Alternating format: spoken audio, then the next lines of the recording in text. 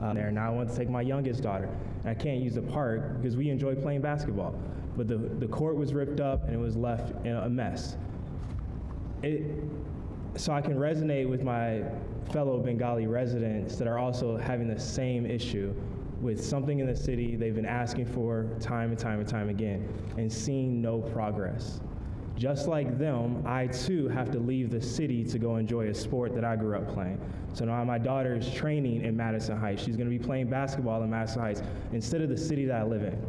Madison Heights is a city of progress. What is Warren?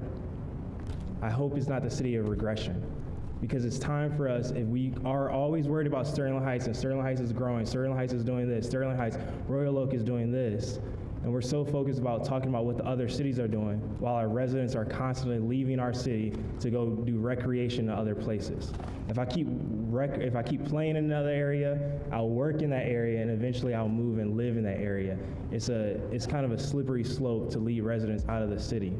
And Mr. Eddie Kapczynski, I agree with you. The food issue is a huge problem. There's a food desert in many areas in South Warren, and I would love to see that addressed as well. So thank you for that. Ali Ahmed.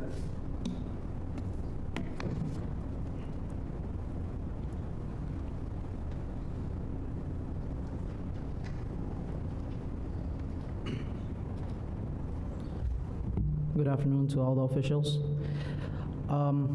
13 years ago, I moved to the United States. We lived in the city of Warren, and then after a little bit, we moved to Hamtramck. When we lived here, I used to play cricket with my brothers in the driveway of the house. We moved to Hamtramck. We played in the Hamtramck area. We played in Detroit area. We had no problems. I lived there for 10 years. 10 years, we had no problem. We played. There was walking distance. We rode our bikes there. We walked there. We played cricket. A decade later, I moved back to the city of Warren. I've been living here for 3 years, and it's still the same condition. There's no fields for the people that want to play cricket. There's a huge majority of Bengali origins and Indians and Pakistanis that play cricket that reside in the city of Warren, but there's no fields for us to play. Any park you go to, there's soccer fields, there's baseball fields, basketball courts, tennis courts, not a single cricket field around this area for the youth of Warren to go and play. So I would like to address this issue. I've been here with Brother Ansar, and we came here earlier as well, but we didn't get any result. So I'm hoping the city officials look into it and give us the deserving field that we are looking for to play our favorite sport. Thank you. Thank you. Jahadil Islam.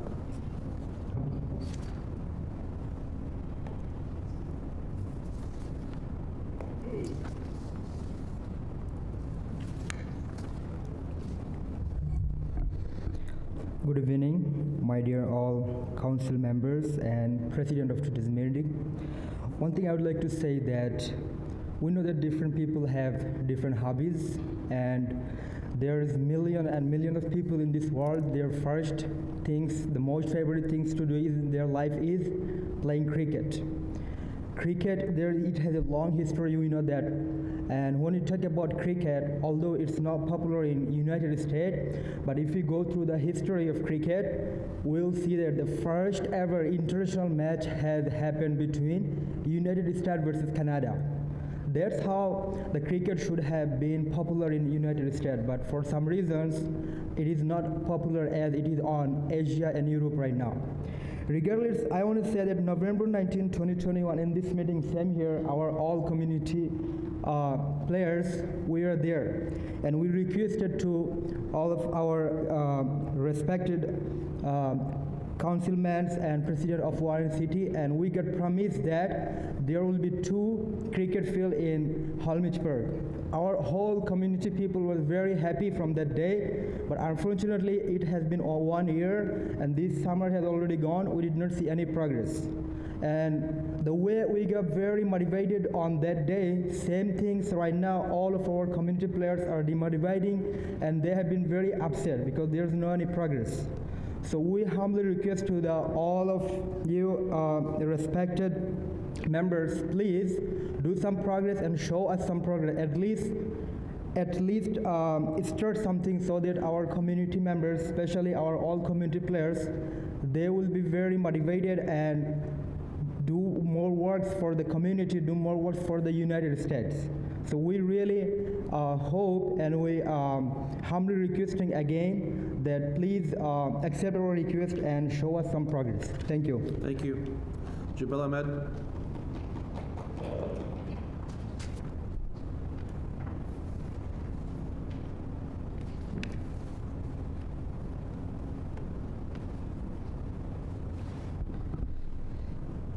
Hello everyone, my name is Jubal Ahmed. I'm a resident of City of Warren. I am also a real estate business owner doing business in Warren right across this building over on Mount Road. We're seeing a huge influx of Bangladeshi people moving to Warren and continuing to contribute paying city taxes. Long story short, I attended a meeting last year, November 9, 7 p.m. City Council passed a resolution with all council members here present and has agreed that 2 cricket fields will be completed by summer 2022. Cricket is #1 growing sports in the world, and surprisingly, one cricket game in terms of earning is only behind NFL game. It's that important. In 2024 Cricket World Cup, T20 World Cup will be co-hosted in USA along with the Caribbean. So bottom line is we should not shy away from growing this game for future generation.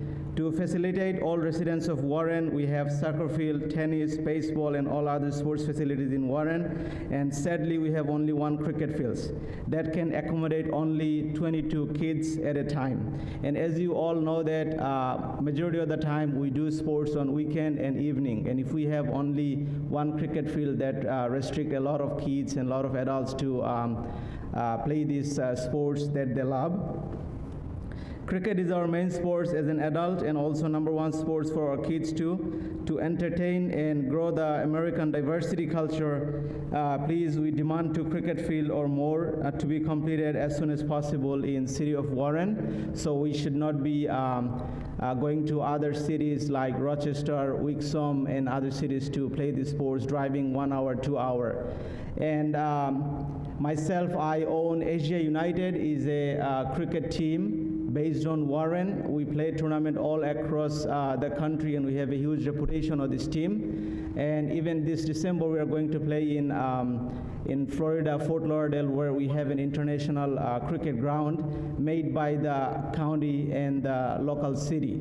And that cricket stadium hosts international games against West Indies, USA, and other nations that come and play here. That generates a lot of revenues for local businesses, hotels, and other industry. Even in Michigan, we have few tournaments that happens every year. Let's say on Labor Day weekend, we had a tournament called Motor City Championship. During 4th of July weekend, we had a tournament happened in Rochester Hill City named Diversity Cup that's been happening for the past 17 years.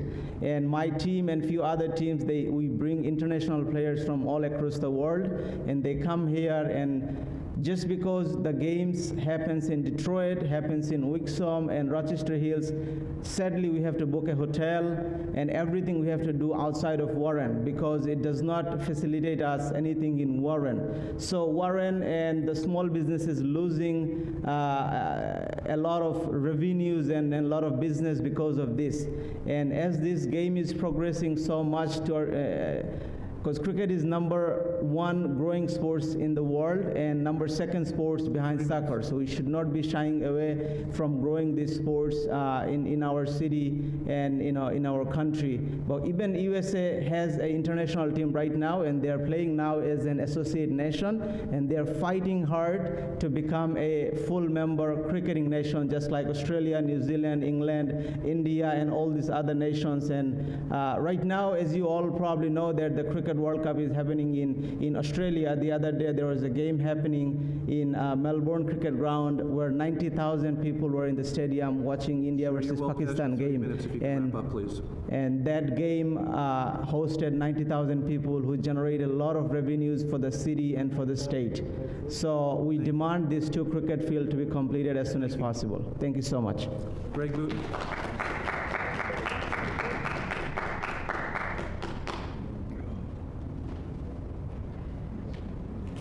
evening, honorable council members. I am Sergeant Greg Booten of the Warren Police Department. I also represent the command officers of the Warren Police Command Officers Association. I'm here to talk to you about item 12E on your agenda, which is the tentative agreement that we've reached with the city regarding a contract extension for the Command Officers Union. More importantly, I just wanted to address the drop plan portion of that tentative agreement. The tentative agreement that you have before you is twofold to the city. It involves retention of command officers, the people that run your $44 million a year police department, and it also involves concessions from the command officers themselves that choose to enter in this program to return about $25,000 a year per officer back into the pension system. The retention aspect should be what's most important, but I know a lot of people see dollars and cents as being more important. These are the men and women that run this police department. These are the men and women that have served here for at least 25 years, because you have to be that before you can enter the program. These are the people that you paid to train. You paid for their experience, and they're not incentivized to stay here beyond 25 years. At a time nationally when law enforcement is struggling to recruit, to retain, the Department of Justice calls retention the #1 problem in our country for law enforcement. I would have thought it was hiring and recruitment, but it's actually retention. The city of Minneapolis just spent $6.4 million to try and recruit officers because they can't. In Michigan here, law enforcement agencies are stealing officers from one another. That's how we're filling our ranks. We've lowered and reduced our hiring requirements down from a college degree to a simple high school diploma or GED or equivalent. Retention is very important, and that's what this program keys in on for me. The second part of this would be our pension system. Because of the downturn in the stock market, as of the current numbers, it's about 61.1% funded. That's 1.1% above the state minimum, where the state mandates that we come in and they can come in and make some changes to our pension system. We are drastically underfunded. Our contract, our tentative agreement, is the only tentative agreement before you that returns any money to that pension system. You've already ratified fire, you've already ratified the Officers Association. Both of those contracts take money from the pension system. There is no concession. This pension system needs these concessions to stay healthy. Even then, I don't know if it's going to stay healthy with command alone. I think that the drop plan would be great for every union in the city. However, I can only negotiate for the command officers. This isn't something that was born yesterday. We spent 4 years researching this. We spent 4 years negotiating with the city, looking at all of the surrounding communities who just about everybody has this exact same plan. Macomb County Sheriff enjoys the same plan with a 100% funded pension system. This is something that the citizens need, that the city needs, and that would be beneficial to everybody. This is one of those rare items that doesn't take anything from anybody. The command officers stick around longer. It's beneficial to them. 3 minutes. The pension system gets a little bit of money put back into it. It's beneficial to that, and the citizens get to keep the command officers that they paid to train and for their experience in their command ranks. Thank you very much. Thank you. Lori Harris.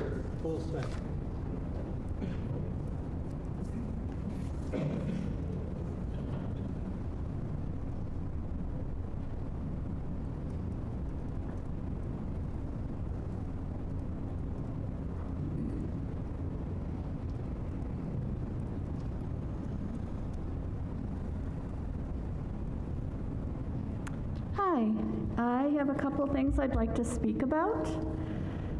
I want to talk about what to expect from the city. I want to address the Bangalore community who are here tonight and say that as a resident of Warren, I applaud your dedication to wanting a cricket field, but I can't think of anything that happens fast in the city. And with the money that Parks and Rec has had, they can't even get the bathrooms fixed right now in the parks.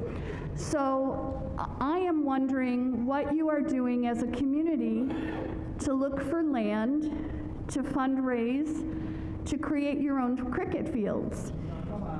And it's my turn to talk.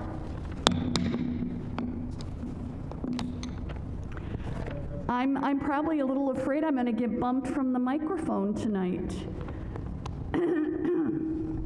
I also want to comment that the woman on St. Vincent, I live right by you. I walk all the time, and I love that area. And my grandchildren and I did nature walks in there, and we found jawbones of a fawn, but they thought it was a dinosaur. So we really enjoyed that, and I support you in your effort to keep that native. And I also want to comment that I'm very frustrated with the things that happen. Actually, it's what doesn't happen in the city. How the citizens are the last ones to have things get taken care of. And I feel like this management of the city isn't caring. They care more about right now digging with the council and not taking care of the citizens. And I'm getting really tired of that and seeing that happen to people. So, thank you for your time, and have a good day. Thank you. Joe Vanderlyn.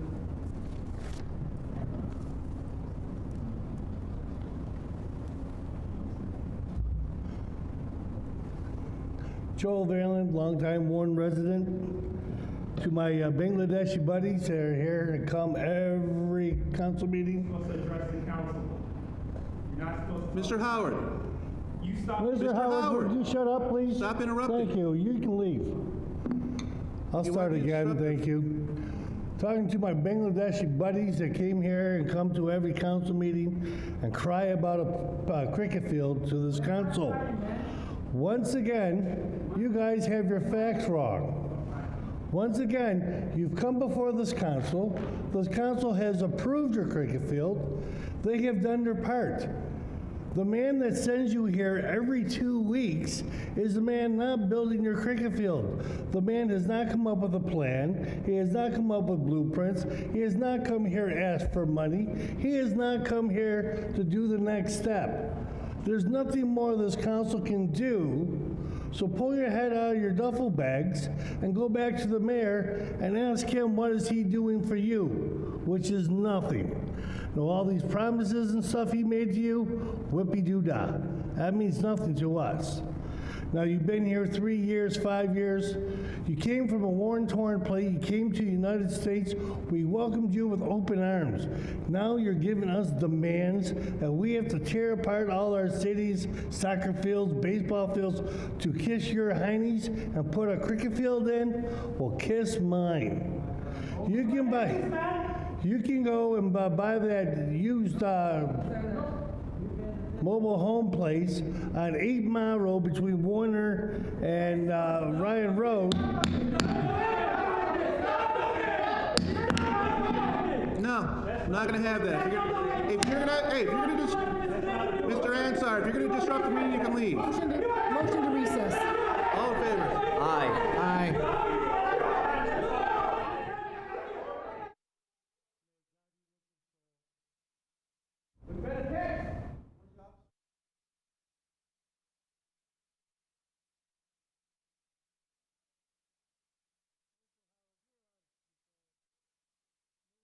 You're out of control. Mr.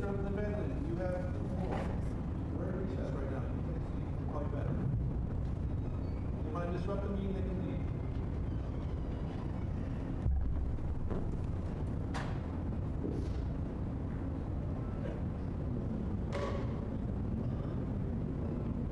We're sitting, waiting. The last lady that was up here, Mrs. Harris, We're sitting waiting. a lot of good information now to help you out.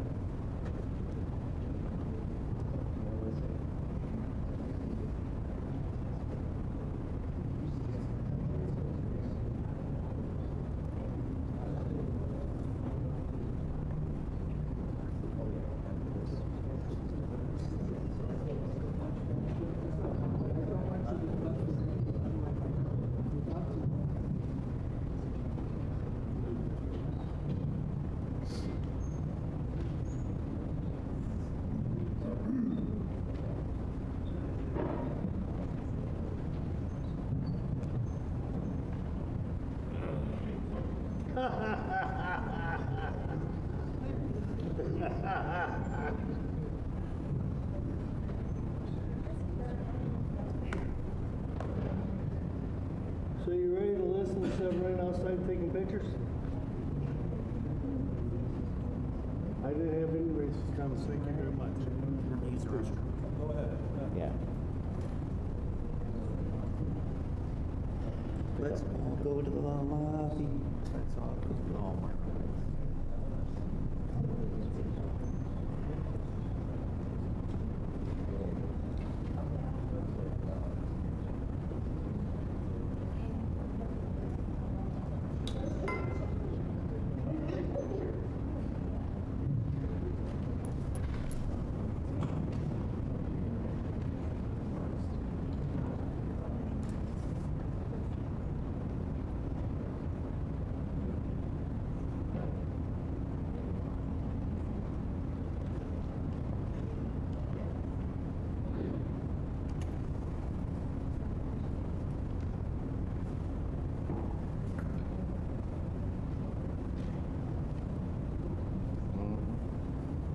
Glad you could make it.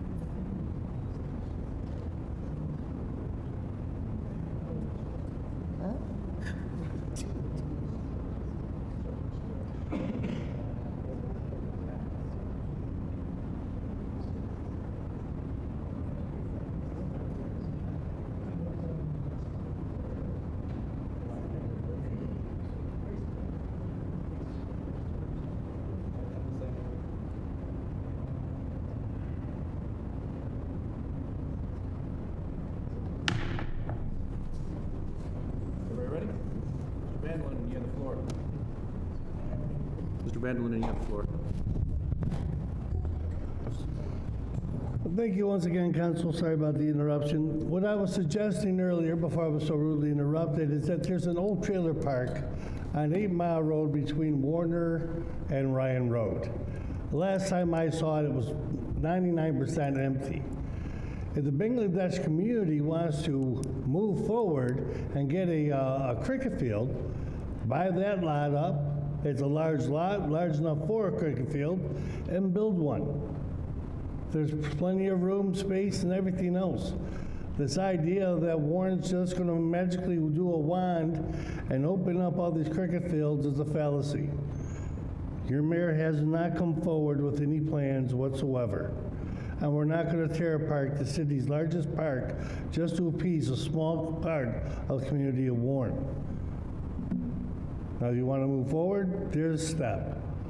Open up that cricket field there. You can have your parades, everything else there. That would be awesome. Thank you. I think I'll end at that. Have a blessed day. Thank you.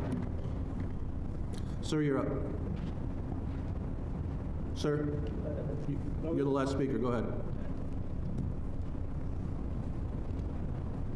Get your name for the record. Good evening. Thank you for giving me this opportunity. My name is Taifur Rahman. I'm a resident of Warren, and also I am the secretary of Michigan Cricket Association.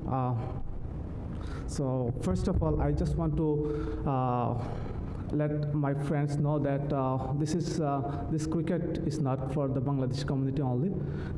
We are trying to popular this cricket around the U.S. And you guys know U.S. Cricket is now playing for international level. So this is not for Bangladeshi community, it is for whole U.S. And our Michigan Cricket Association, we have around 98 teams participating whole summer around the Metro Detroit area. And during the summertime, we need to schedule at least more than 450 games in Saturdays and 350 games on Sundays. And for this reason, our players from Metro Detroit needs to travel all the way to Grand Rapids, on Toledo, and Lansing, which is like 2 hours and 1.5 hours drive for our players. We have only 1 grounds in Rochester Hills, 1 grounds in Wixom, 3 grounds in Detroit, 1 grounds in Canton, and 1 grounds in Redford Township. And there is no more other grounds. We have only 1 grounds in Trombley, which is Trombley Park. It's not actually playable condition. And City of Warren is known as a playable city, and we wish, and from our Michigan Cricket Association, we would like to say thanks, heartful thanks, to approve this 2 cricket field for our cricket community, and we would like to request it will be done soon, and it will help USA Cricket to move forward. We have a great future in cricket, and it's growing up, and hopefully USA will be a good position in cricket soon. So we would like to request Warren to be part to make the cricket better in USA. Thank you so much. Thank you.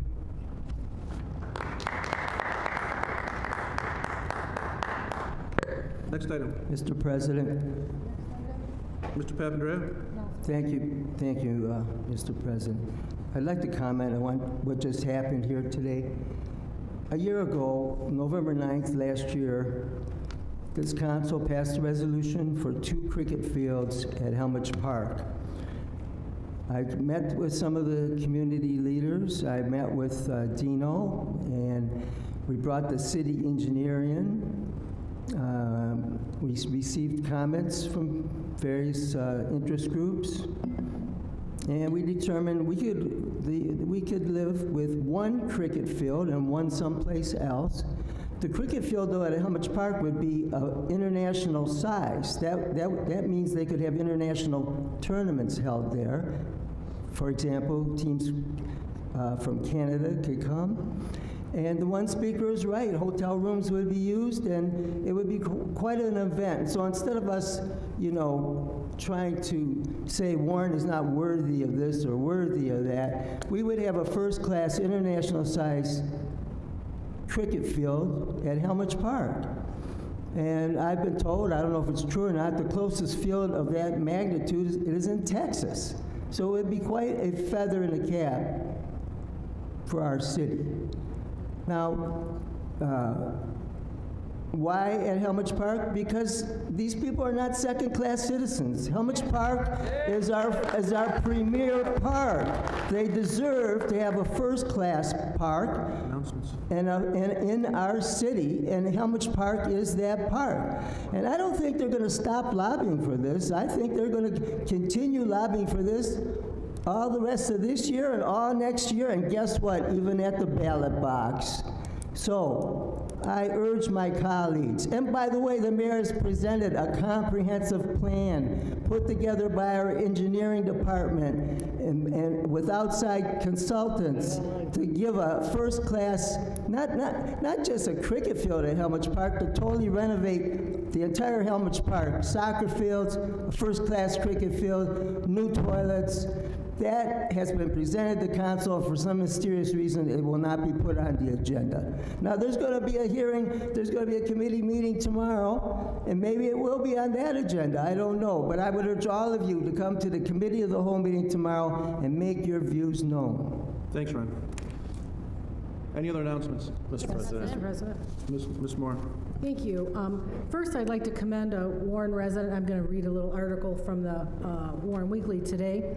Mexican film star Maria Felix is among those who will be remembered with an altar in this year's Detroit Institute of Art's 10th annual Ofrendas Celebrating El Dia de Muertos exhibit. The DIA, in collaboration with the Mexican Consulate of Detroit, the Southwest Detroit Business Association, and Mexican Town Community Development Corporation will display 14 altars until November 6th. Generally celebrated in Mexico with variations observed in other Latin American communities in different parts of the world, Dia de Muertos, Day of the Dead, celebrates the lives of the departed through decorative altars that feature sugar skulls, candles, water, tissue paper, flowers, and photos. Each altar tells the story of the dead. Many have a celebratory vibe, while others are created with a somber tone. Altars, also known as ofrendas, are displayed November 1st and 2nd, and sometimes October 31st, and coincide with the Catholic observances of All Saints' Day on November 1st and All Souls' Day on November 2nd. Warren artist Sarah Maria Aguilar is among the artists behind the ofrenda honoring Maria Felix at the DIA this year. Quote, as Mexicans, we have grown up placing altars for the dead every year as part of our culture. Being in another country, we want to participate as a way to honor our country and make our traditions known. Aguilar said in a prepared statement, our altar honors Maria Felix since she is considered the greatest diva of the golden age of Mexican cinema. Aguilar designed and built the altar titled Ofrenda a la Doña with David Cruz, Josu Romain, Lady Vargas, Antonio Santoyo, and Jose Garcia, according to a Day of the Dead exhibit press release from the DIA. This year, the museum will again offer a digital exhibition experience for those not able to visit the museum. Using an interface similar to Google Maps, viewers can walk through the exhibition and view each altar and the accompanying interpretive labels from home. The DIA is located at 5200 Woodward Avenue in Detroit. So congratulations to Warren residents, Sarah Maria Aguilar. That's a very nice thing she's done. Secondly, the Warren Symphony Orchestra is promoting at this time their 2022-23 season. There are 3 concerts this season. The concert number 1 is Made in America on November 13th, which is music by American composers. The WSO will be thanking and honoring veterans. Free tickets will be available for all veterans. So you can call or visit the box office of the Macomb Center for Performing Arts. It's really a good idea to call or visit in advance to avoid the lines. The WSO will also be remembering Dave Daniels, who was a conductor for many years, and Laura Sias, who was a bass player and bass teacher in the community. They will receive the State of Michigan Legislative Tribute. The WSO will be having a live auction. The highest bid will come to the podium to conduct Washington Post right then and there. Small cookie reception after the concert. All K through 12 graders are free because they're trying to get the youth involved. The second concert, Love is in the Air, on February 12th, Music for and About Love. Concert number 3, Out of This World, on April 23rd, music about space and the piece everyone knows, Star Wars. Ticket prices are $23 for adults, $20 for seniors, $10 for college students. K through 12 graders are free. I was a member of the Warren Symphony Orchestra Society for many years, and I am going to be involved again beginning in early November. It's been a passion of mine. I played an instrument when I was a kid, and this program is very important to me, especially the youth concerts and bringing music to our students.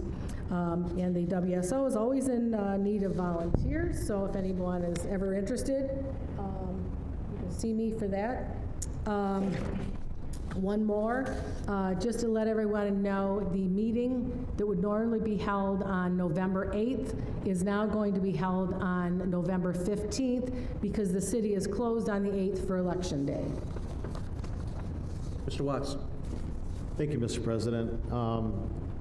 First of all, I'd like to make a mention that I received word over the weekend, and then we got an email today, that a former Assistant City Controller and Budget Director, Marty Wicker, under the Mayor Bates and Bonkowski administration, passed away over the weekend.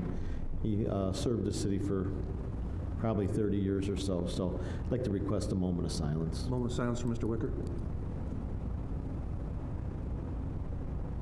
Thank you. All right. Secondly,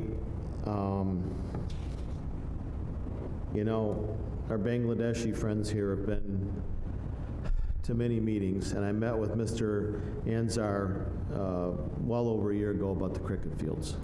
I've said this at previous meetings, but they made their speeches and they all left before we got a chance to rebut it. It's not our job to do the cricket fields. We don't build cricket fields. That's the administration's job. We sent the approval over. We have not gotten one request for money for any plans or anything for a cricket field. We do not run the daily operations of the city, and Mayor Fouts has made that perfectly clear. We can't even get an answer on a blight problem, let alone how we're going to build a cricket field. I don't have a problem with a cricket field. Build a couple of them, what the hell? No big deal. But don't come in here yelling at us because we didn't do it. We don't go out and build them. That's not our job. We're strictly legislative. We send a resolution over. The administration doesn't do it, doesn't ask for the money. Well, what are we going to do about it? We can't make him do it. We can't even make him give us information to help us do our job that we're supposed to be getting. So don't lay the cricket field problem on us. We all voted in favor of it. It's the administration that runs the daily operations of the city. Grab a charter, grab the law books, and learn how city government works, and maybe that'll help. We don't have a problem with it. That's been said before. So I'm just telling you how it works. And the mayor's playing games with everybody on this, and that's where the problem lies. Thank you. Thank you, Mr. Watts. Mr. President, just Ms. Rogency? quick. Thank you. This is regarding Mr. Kabazinski's request for an agenda item to be placed this evening. I just want to point out the suppression or oppression of one's voice is the suppression of all of our voices, and regardless if I agree or believe his item is legitimate, or one I completely disagree with, each council member is allowed by council rules and procedures to have one item added to the agenda for each meeting and then at the table. Mr. Kabazinski should be allowed, as we all should be allowed, to have our items added to the agenda per our rules. While Ms. Moore, as council secretary, has the authority to determine the agenda and the items on it, this does not give her authority to limit our individual rights as members of this body. There is absolutely no reason why we cannot put items on the agenda and vote no to them if you do not agree with them. But we all should have the opportunity as elected officials to have items put on the agenda. My items have been left off previously, and again, the suppression of one person's voice is the suppression of all of ours. Additionally, for those that were offended this evening by rhetoric that was divisive and bigoted. I'm very sorry for that experience, and I'm happy to continue to work with you all in figuring out the best way of building a community that represents this entire city, and that our parks represent the diverse needs of our overall community. So I apologize for your experience. Mr. President. Yeah, I just want to clear up one thing Mr. Watts said. A plan was sent over, but the funding was using ARPA funds, and we're not going to use ARPA funds. We are already committed to using ARPA funds for fire stations, and there is a limit to what administrative fees we can use out of that money. And so we've indicated that there has to be another funding mechanism proposed, not ARPA funds. So just to make that clear. Thank you. Mr. President, items should be placed on the agenda for consideration. One person cannot say we will not use ARPA funds. It's perfectly legitimate to use ARPA funds. Mr. Fox is sitting right there. He can get a decision letter in writing from our consultants. It's perfectly fine to use ARPA funds. Now, if the majority of this council doesn't like the funding and wants to turn it down, let's put it on the agenda and debate it. Let's hear from the experts. How long are these people going to have to wait with one excuse after another? Now it's because we can't use ARPA funds. We can use ARPA funds. Please come to the committee meeting tomorrow. Anything else? Mr. President. Mr. Kaczynski. Thank you, Mr. President. I have two. Go ahead. Okay. Number one,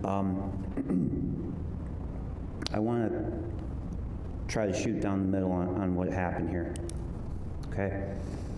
What the Bangladeshi community is dealing with right now is exactly what Jackie Robinson and Satchel Paige both had to deal with when trying to play baseball. What you're dealing with right now is exactly what happened then. It's no different. It is a true statement to say, yes, America is supposed to be a great melting pot, and when those that legally immigrate and go through the legal immigration process, as you have, come here because they want to enjoy the American lifestyle, and they want to enjoy what is in America that's already existing. Now, it doesn't prevent new items from coming in, and new cultures, and new ideas, and new sports. Doesn't prevent that. It simply says that you're coming here to enjoy the American way of life. And in America, there is a process, and you've gone through the legal process to become citizens. You have a voice in this community. Just as those that came here, unfortunately, through slavery, they decided they wanted to still become Americans, stay here, and they wanted to play baseball. They wanted to play basketball like Wilt Chamberlain.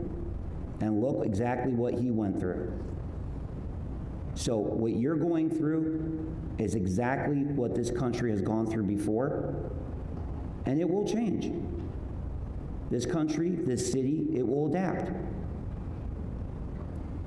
So keep fighting your good fight, because there is a history, and unfortunately that history is being repeated. It shouldn't be repeated, but it is being repeated. And it's very sad. The other item here is, if you want change and you see exactly what is going on in our country and our community and this state, and you're absolutely abhorred with what you've seen happen in this last 2 to 3 years, you have an opportunity to go and vote on November the 8th. We won't meet again for council until after the election. So if you regret a vote that you've already made in voting absentee or mail-in, you have an opportunity to go to your clerk, to go to your Secretary of State office, and spoil your ballot and vote again. You have that opportunity. Don't let anybody tell you, no, you've already voted, you cannot spoil your ballot, and you cannot change your mind, you cannot change your voice. You can. So please keep that in mind. Thank you. Thank you. Mr. President. Mr. Lafferty. Thank you. Through the chair, I'd like to address the issue on St. Vincent to the Roberts family. I spoke to them during the recess, but wanted to briefly summarize. Not only did the council sign the mayor's Monarch Pledge, it's a nationally recognized certification and an intent for a municipality to support the proliferation and the protection of bees and butterflies, native species throughout the city. Not even, just over a month ago, Wednesday the 21st of September, the mayor recognized 2 native plant winners. It's a brand new certification, a brand new category of awards for people that plant native plants, native gardens, and one of our master gardeners, state certified, who is also certified as a Monarch Way Station habitat, received the award this year. And she happens to live in my district. I'm very proud of what she's done and the beauty that she's brought to the neighborhood, and it catches your eye. Most likely what's happening here, but we can see that there's some dysfunction between what we've approved legislatively and what a department is doing relative to a complaint. It's something that I expect the administration to handle. There is a way of navigating through this. I'll meet with the Roberts to help guide them through that, but I do absolutely want to see that they've got a beautiful piece of property along the Red Run. There are many large parcels over there with their own beautiful aspects, and the Roberts certainly have theirs. So we will find a medium between the two, and I'll be happy to assist you with that. To our Warren Parks and Recreation, I wanted to say to Mr. Trascoma, who spoke at the very beginning of audience, that he upstaged me, but I'm sitting higher than he is. And so, yep, da-dum-bum. So whodunit is the only question, sit down. Whodunit is the only question I have. I can't wait to come see Clue. And so I encourage all of you to come to see that this weekend at the Owen Jack Center. And I also wanted to commend Warren Parks and Recreation for last week's Daddy-Daughter Dance. What an incredible night for the young ladies and their dads and stepdads and grandfathers that danced the night away. We had a wonderful dinner at the Ukrainian Cultural Center, and it was a beautiful evening. I'd like to also promote one local business is Leeson's at 13 in Hoover. That's in a gem that is in Miss Moore's district. And on Sunday, October 30th, from 4 to 8 p.m., not only can you bring your classic car to be showcased, but you can bring your children in costume to trick or treat. So there will be a classic car trunk or treat at Leeson's Dairy Bar and Grill, 13 in Hoover, this Sunday from 4 to 8. I encourage everyone to stop by. Don't only come for the treats. The treats are really inside. Great menu, great new menu, and delicious ice cream confections that they'll whip up for you. Last item that I'd like to address also is the cricket field. We did indeed, as Mr. Watts indicated, there's a process to go through, and unfortunately, as expected, politics are indeed being played here. And I'm saddened by this. The only item that I've seen come through was an unofficial copy of a rendering, and it had a $12 million price tag to be spent in Helmich Park. Now, I do not disagree that every city should have a gem of a park. Years ago, we probably sank the equivalent of $12 million into building brand new baseball diamonds. I remember I was a child listening to it on the radio at the city council meeting where this was being debated, and listening to some of my classmates come up and talk about the baseball diamonds and the lights and having nighttime games and the beauty that we could have there. And that beauty came, and it has faded over time. Does that park need to be renovated? Yes. But the 5-year plan the Parks and Recreation Commission submitted to this council just after we took office, from 2020 to 2024, the total amount spent across all of the parks, anticipated cost, was $7 million. And that was in all 4 quadrants of the city. $7 million. And a proposal that includes these cricket fields for one park in the northwest section of the city is for $12 million. I find some disparity there. Now, that does not mean that we cannot come to a middle ground and find an equitable solution for every party involved. I want cricket here as much as I did a year ago, 2 years ago, just as the commitment I made to the group that's here today and maybe some others that are not in attendance tonight. But we're going to have a thoughtful discussion tomorrow night at our Committee of the Whole, just as the process intends. We're going to talk through this. We're going to find a happy medium between everyone, understand the needs of the community, of everyone in the community. That includes baseball and soccer and the Lions Club and all of the other groups that use that park and all of our parks, and we'll bring everyone together, and it's the job of this council to vote on a proper proposal that follows the process. You're going to bring a proposal. Let's follow the money and make sure it's in the budget, documented just the way it was approved when we approved the budget. Thank you. Thank you, Mr. Lafferty. Well said. With that, we do have 30 parks across the city, and there does need to be an equitable distribution of tax dollars in renovating and improving those parks for all residents. And that's how we take a look at things here. We want to make sure that everyone has an equal opportunity to have the best parks in the city. And I don't disagree with Mr. Papandrea that we should have things at a gem of a park, but I think all of our parks should be that way in all sections of the city, not just one. And that's what we'll be talking about tomorrow. That's what we'll be talking about going forward in the application funds and how we can take the small amount of dollars we have and make it the best for everyone. Next item. Mr. President? Oh, Ms. Moore, go ahead. I forgot to say anything about the trunk or treat that we had last week. Oh, that was nice. It was very nice. Parks and Rec did a great job. It was originally scheduled to be outdoors, but you know what the weather was like last Thursday. Yeah. So we came inside, of course. Mr. Takata did a great job in getting everybody inside. Yes, he did. And so we thank everybody that came through. The kids were great. Everybody was well behaved. It was very well run, and so kudos, Parks and Rec. All right, next item. Next item is a public hearing, 11A. It was tabled on 10/11/2022, consideration and adoption of a resolution approving the demolition of a commercial building at 4513 9 Mile Road through the nuisance abatement program. We had the public hearing on this, so is there a motion to remove from the table? Motion to remove. Support to remove from the table. Motion by Moore, support by Lafferty to remove from the table. All in favor? Aye. Aye. Opposed? Motion's off the table. Is there a motion?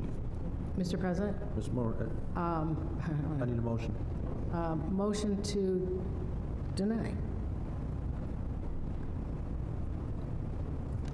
Support to deny with discussion. Motion by Moore, support by Lafferty. Discussion, Mr. Lafferty.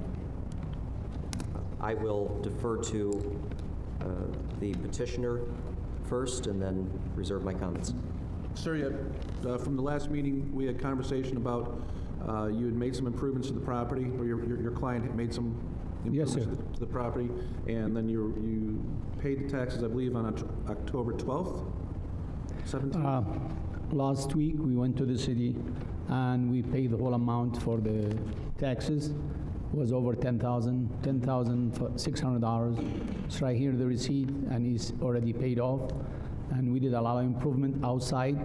And the next step is going to be getting the certification of occupancy is coming soon, because that building is really solid building. It's all concrete, and the only thing need from inside.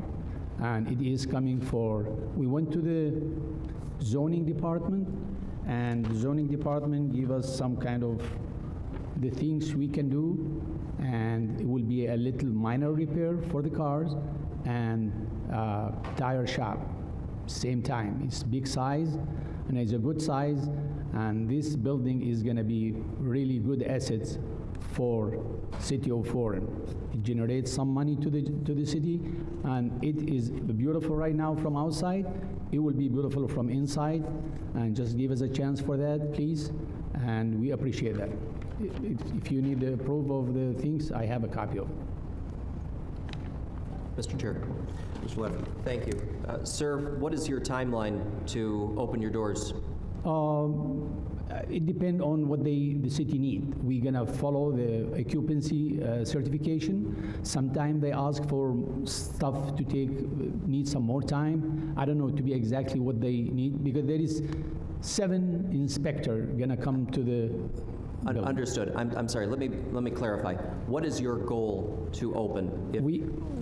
Barring all of the city inspections, when do you want to open your doors for business? We have a partner to take over. He has already a business for that tire shop and minor repair in other city, and he'll bring it up, and next week or 2, we're gonna go pull the permit for occupancy as soon as possible. Okay, so this is a partnership. You're not selling the property to another We may give it the property to them if they like. We have some people, we know them, and they run the business. If they want to buy the building with like good discount, and we may do that if they agree, or we could be a partner with them. Okay, well, I'm going to leave that up to you, but I'd much rather have a building on the property than I would to knock it down and then have a blank slate that may lay vacant for another 10 years. I'm going to go on good faith here. I don't take kindly to being lied to, and so we'll be watching this, but I will support a motion to deny the demolition at this time. But if this falls apart, I'll be looking to Mr. Lezay to come back to us for immediate demolition. Any additional? Mr. President? Mr. President? Ms. Moore, then Mr. Watts. I would like to ask Mr. Lezay to weigh in, if you don't mind. I will say I'm concerned now about this change of... Pardon me? What would you like to know? I'm a little concerned about new people coming in now, and that... Well, it's always been my concern that we'd get to this point, it would get sold and we start all over again. I think we should get some type of timeline commitment, for sure. Okay. If we gotten this far, but if we're gonna motion to deny them, I think we should get a timeline out of it, some type of timeline. We need some type of commitment to the building. I would say we need a commitment to repair the building. we can table it again. If that, it seems to me that, I am a little concerned now about this third factor coming into play, and that concerns me a little bit. So I think maybe at this point we table it again for a month. Well, the problem is we need a time. We should get a timeline. Well, I'll hold my tabling if Mr. Watts would like to speak. Mr. Watts?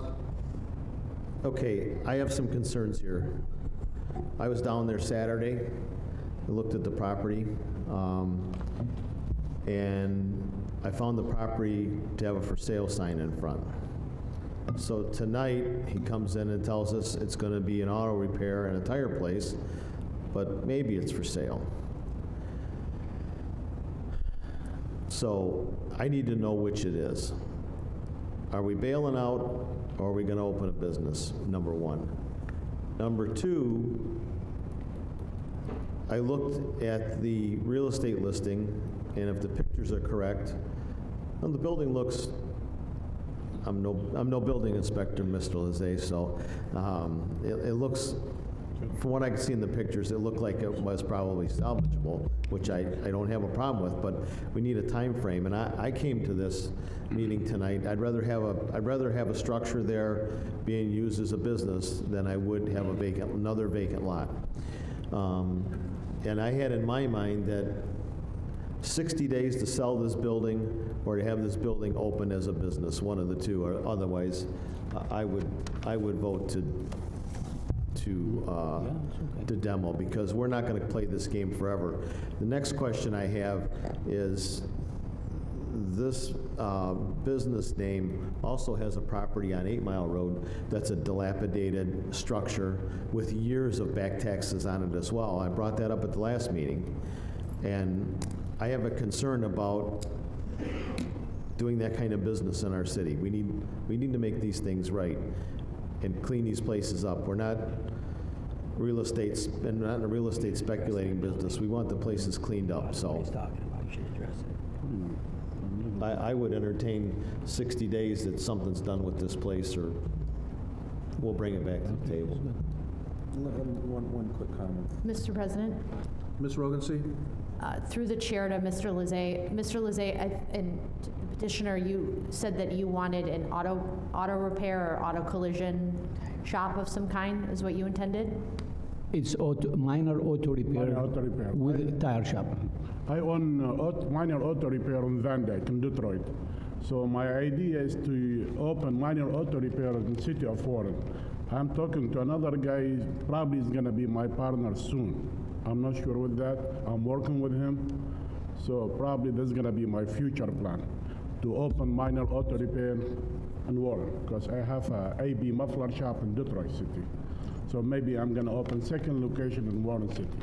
This is my plan. Thank you. My question is it zoned properly? That's the next Even, I'm not sure that it's zoned appropriately for Zoning, that. Mr. Lizay? And that's maybe a separate conversation, but Mr. Lizay may be able I to weigh believe in. that, I'm not a zoning inspector or zoning expert by any means. I believe the two gentlemen did approach our counter to talk with our zoning department about the uses, and I believe you were granted this, okay. So it looks like here, minor auto repair allowed in C1. They did, I did see them counter after they paid the taxes, and they came to our counter to speak to our zoning department on this, so. C2. So that's more intensive. Yeah. All right, good question, thank you. Mr. President, I would support 60 days and bringing it back to see what progress is made. And what do we expect to find in 60 days, I guess is my question. If it's been, this is the, Mr. Lizay, if this has been brought up to, if the taxes have been paid and the exterior has been cleaned up and the interior from the pictures on the real estate site looks like the interior has been cleaned up, beyond going and following the process of getting a C of O and maintaining the property, Yeah, I'd like to see that What do we- I'd like to see that You wanna CSC see the 60 process, that days? CSC filled out with a commitment to something. Okay. I think we should have a that's what I commitment. want, that's what I want to know. That's what we want. We want a commitment doing to it- something we're doing here. 60 We days. don't want to sit in limbo. We want a commitment from What are somebody. the steps to do you something want? with this building. Yes, okay. So, Chair will entertain a motion. Table, 60 days. Support. All in favor? Aye. Thank you. See you in 60 days, gentlemen.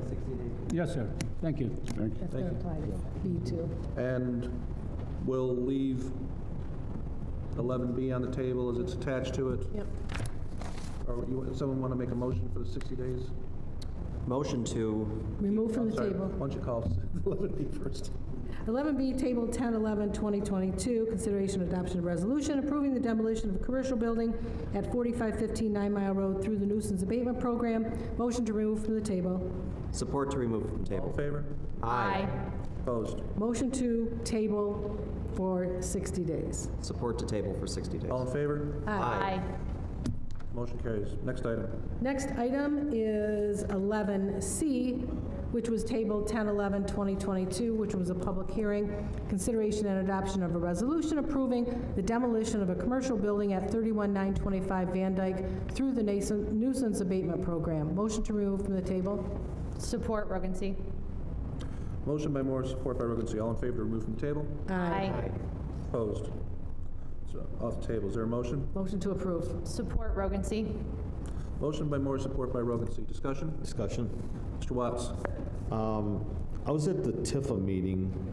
Well, it turned out not to be a meeting, but there was some discussion afterwards. There's a potential buyer. Yeah, I did receive some information that there is a potential buyer for this property to turn it into a possible self-storage, basically interior storage facility.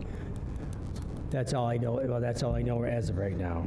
There is a potential buyer right now to purchase the property, clean it up, fix it up, and turn it into a viable business. So would we want to table this? I don't know any, I was just told that today. I don't know any specifics of it, but I was told that there is a potential buyer right now for this property. It sounds like a pretty strong deal. So that's what I can say about it right now. Motion to table for a month. Support to table. Yes. All in favor? Aye. No. Opposed? No. Roll call. Ms. Moore? Yes. Mr. Lafferty? Yes. Mr. Watts? Yes. Mr. Kaczynski? No. Ms. Rogency? No. Mr. Papandrea? No. Green votes yes. Item's tabled 4-3. Next item. Next item is 11D, which is a public hearing. Proposed resolution to establish a speculative building designation for property at 23500 Mound Road, Building 1, pursuant to Public Act 198 of 1974, as amended. NP Mound Road Industrial LLC, parcel ID numbers 1328-300-018 and 1328-176-010. Consideration and adoption of a resolution. This is a public hearing. Is there anyone from the audience who would like to speak regarding this item? Evening, Ms. Harris. Hi, I just have a question. When I looked up what a speculative, now I can't see it. When I looked it up, it appears that it's primarily for a tax break. Is that correct? So they're taking a building that they don't know what they're going to use it for, and they're going to get a tax break without knowing what they're going to use it for. Is that wise that we do that? Just wondering. Thank you. Thank you. Is there anyone else from the public who would like to speak regarding this item? Hearing or seeing none, to close the public hearing. Turn the item over to council. Is there anyone from the administration on this item?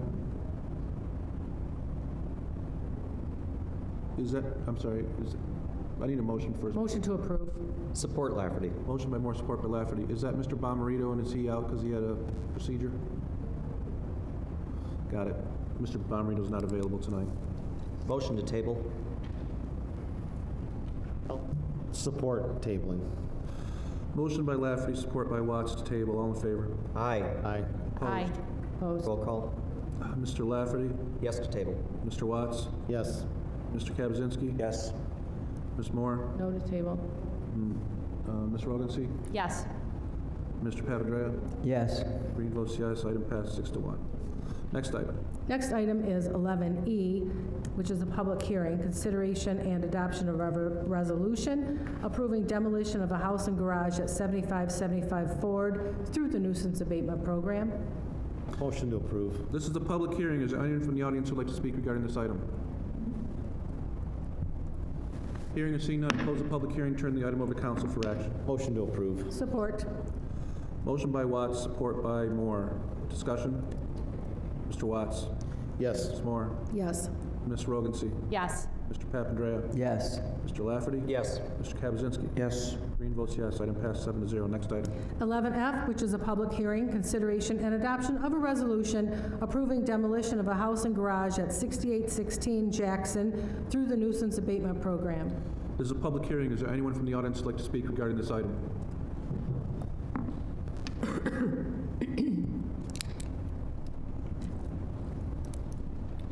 Evening. State your name for the record.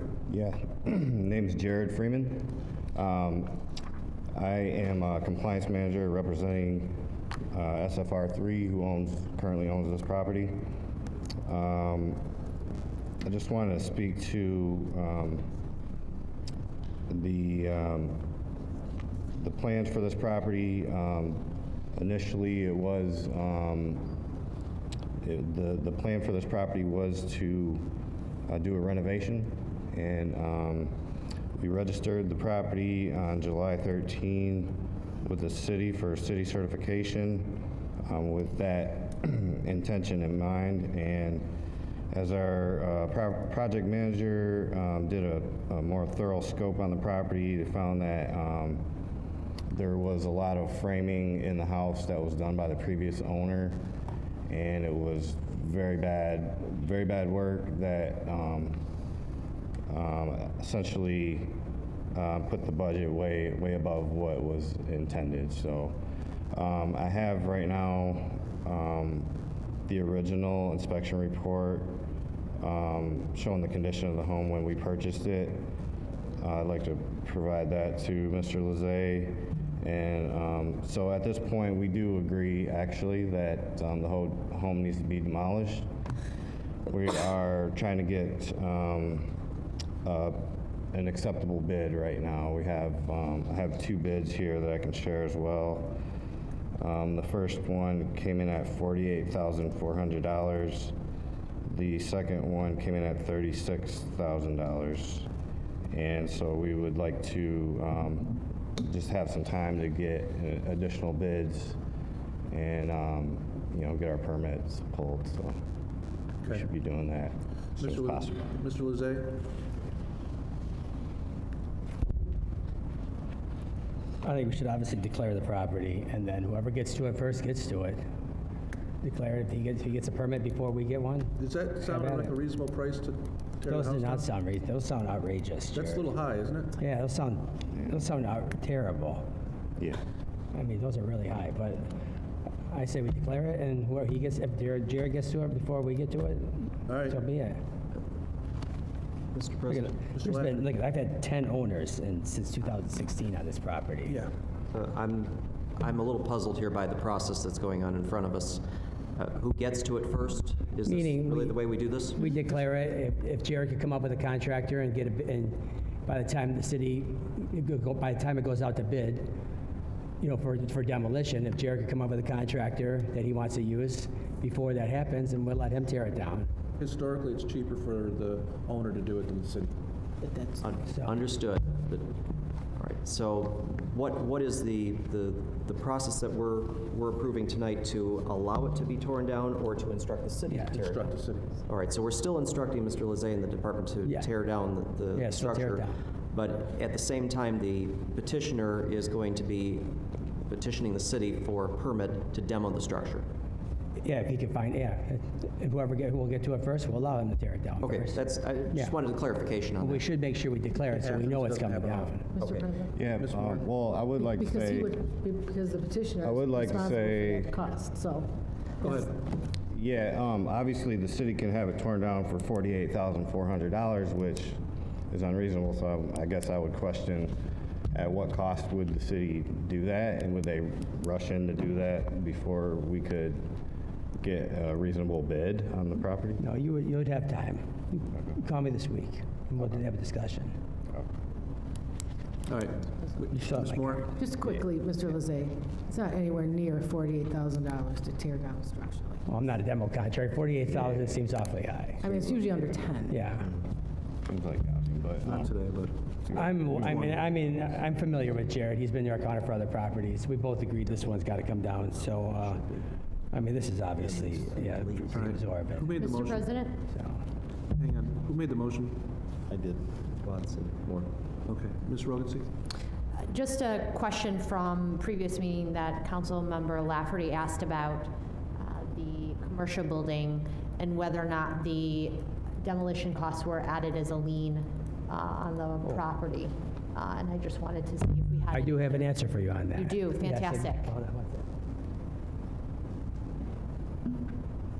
You gonna share it? There's a mountain of files over there. I'm going to need a desk. Has the memo. Oh, this is not the one. Hold on one second. Didn't you get the memo? I did not.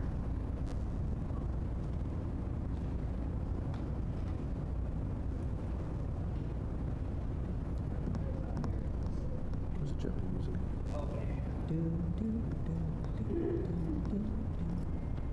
All right, I had a discussion with assessing about when we tear these down. Basically, what happens after we tear them down, a special assessment would be placed on the parcel to be paid by the owner. If the parcel changes hands, that assessment has to be satisfied, just like you would any back taxes when you sell a property. So when they put the special assessment, it stays with the property. So if I was to sell a house to this gentleman, obviously we could not close unless all the taxes were satisfied. It's the same thing as a special assessment. It stays with the property. Even if it changes hands, the assessment would be paid have to be satisfied prior to closing, just like any other real estate transaction. So that's how that works. That's how it works. After they Thank tear it you. down, there's a special assessment placed on that property. Mr. Chair, through the chair to the building department employee. So if you table, if there's a property that really needs to be torn down because it's had fires inside and everything else, and you delay it, meanwhile, somebody buys that property, then you have to start the process all over again to knock it down? Is that correct? Well, I say if we declare it tonight, it's a done deal tonight. Yeah, I know, but suppose we were to table it for 60 days, then... I don't, that's why this house should come, if we table it, yeah, then we get in trouble with it. I think this is something we should make an action on. It's done, we vote on it, it's done, we tear it down, it's over. Mr. Papandreou? If they sell it, then that's on them. Yes. That's what happened to us in 08, 09. I don't think they would let us sell it. It would change hands, they'd start the process all over. Yeah. Yeah. I'm thinking of Pampa Lanes. I've been told it had fires inside and it's dangerous. Yeah. And Yeah. I think we tabled it tonight. My experience. Not Mindy, but I think the rest of us tabled it. All right, thank you. Thank you. President? Yeah, my experience, they would not allow a home to be sold with any open registrations or violations that weren't Mr. closed Kabazinski. out. I have a question for Mr. Lezay, please. Mr. Lezay? Sorry, Your steps. you walked away, sir. We declare this as a nuisance abatement this evening. Does that preclude him from being able to have his contractors take it down? Nope.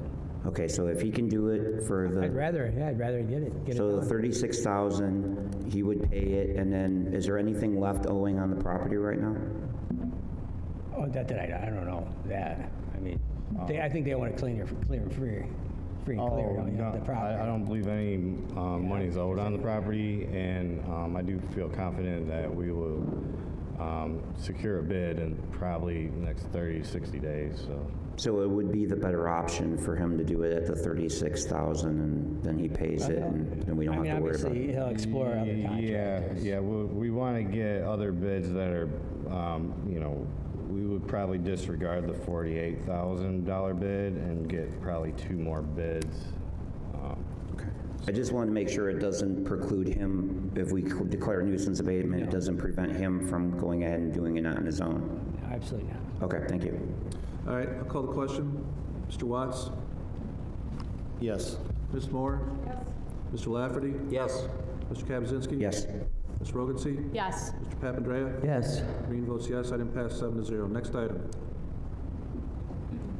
Next item is 11G, which is a public hearing, industrial highway right-of-way vacation located on the west side of Industrial Highway between Shana Road and Malvina Avenue, Section 24, 25480, Lot 55, 25468, Lot 54, 25440, Lot 53, Shana Road, Rafi Ahmed, petitioner. This is a public hearing. Is there anyone from the audience who'd like to speak regarding this item?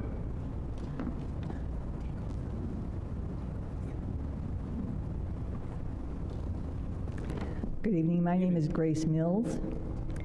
And though I can appreciate Mr. Ahmed's wanting to build in this area, he's talking about apartments or townhouses, I'm against the rezoning of the right-of-way. With the proposed rezoning, my view would be the back of whatever they're going to be building there, and parking lot, and probably lighting from the parking lot, because he would be about 10 feet from the curb that it's he would only be about 10 feet from the curb at this point in time, that once they build. I realize that the apartment plan shows for a 4-foot berm with evergreen trees, but it's going to take several years for those trees to grow in to block any kind of lighting coming into my house. I'm the dead end, and we get all kinds of lighting from cars pulling in and out of Meyer constantly. If the rezoning is denied, my neighbors and I would have a buffer with the existing trees and shrubbery that are still on that property, and would keep the rentals and the parking farther away from our homes. So it is my request that it not be rezoned. Thank you. Is there anyone else who would like to speak regarding this item? Good evening. My name is Richard Schmidt, 25436 Industrial, Warren, Michigan. I am echoing the same sentiments as Mrs. Mills. Rezoning that area will destroy what little neighborhood is there. We're on a dead-end street. We don't have really a lot of space on that street. We have a home that's in the middle of the block that takes care of people with various disabilities and learning issues and drug problems and what have you. And when they even park cars on either side of the street, it makes it difficult. If we have too many people going out industrial, and I'm not still clear as to where the driveways are going to be. I haven't seen anything, and I haven't seen anything on what the buildings might look like. I've heard apartments, I've heard townhouses. When I moved in over 30 years ago, there were 3 homes there. And through the infinite wisdom, those 3 homes were torn down, and that land sat vacant forever to now. That's been at least 30 years. I don't want to see that happen again, but by the same token, I don't want to see a neighborhood that has a revolving door in it. If you put up a pass-through type structure like that, people that live in apartments don't stay long. They don't contribute to the city. They don't pay taxes. All they do is take. Their kids go to school. Again, it's more taxes that we pay. And frankly, I don't have any children in school, but I still take care of the taxes.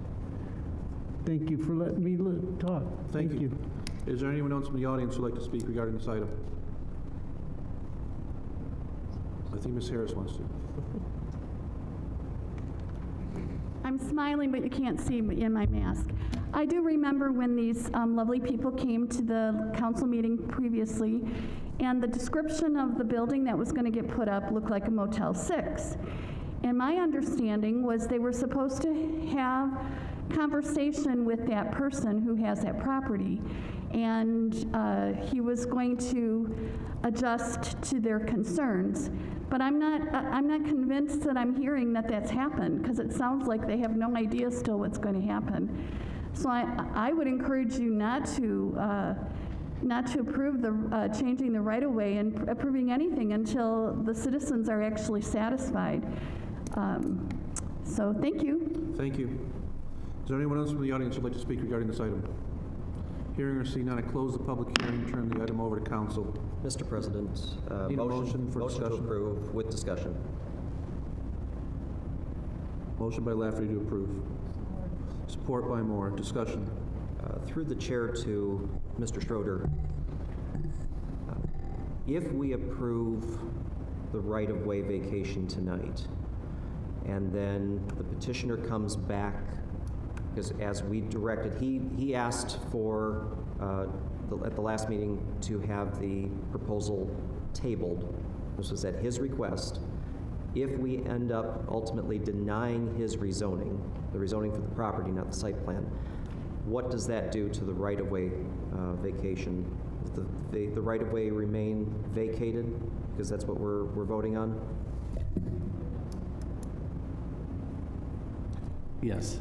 Yes, you do have the option of, you had your public hearing tonight, you do have the option of not voting on the substantive matter tonight and resetting it at the same time as the rezoning. I would believe that if you believe these two are tied together, you could table this at such time when the rezoning and the right-of-way are considered at the same time. That's an option. Thank you. That really is my preference, because I'm looking at it's the same site plan as the last time. It's just a different aspect of the entire plan. Right. So I would move to table this item and only bring it back when the rezoning plan comes back to council. I'll support that. Mr. President. I got a motion and a support to table. Motion by Lafferty, support by Moore to table. All in favor? Aye. Aye. Opposed? Me. 6-1. Items tabled until both of them. Next item. Next item is 11H, which is a public hearing, special land use for banquet hall located on the northeast corner of Shaner and Stephen Roads, 23814 Shaner Road, Section 25, Letitia Washington, Maysir McHale, petitioner. This is a public hearing. Is there anyone from the audience who would like to speak regarding this item? Hearing or seeing none, and close the public hearing, turn the item over to council for action. Motion to approve. Support Lafferty. Motion by Moore, support by Lafferty. Discussion. Through the, Mr. President, Mr. Lafferty. through the chair to the petitioner.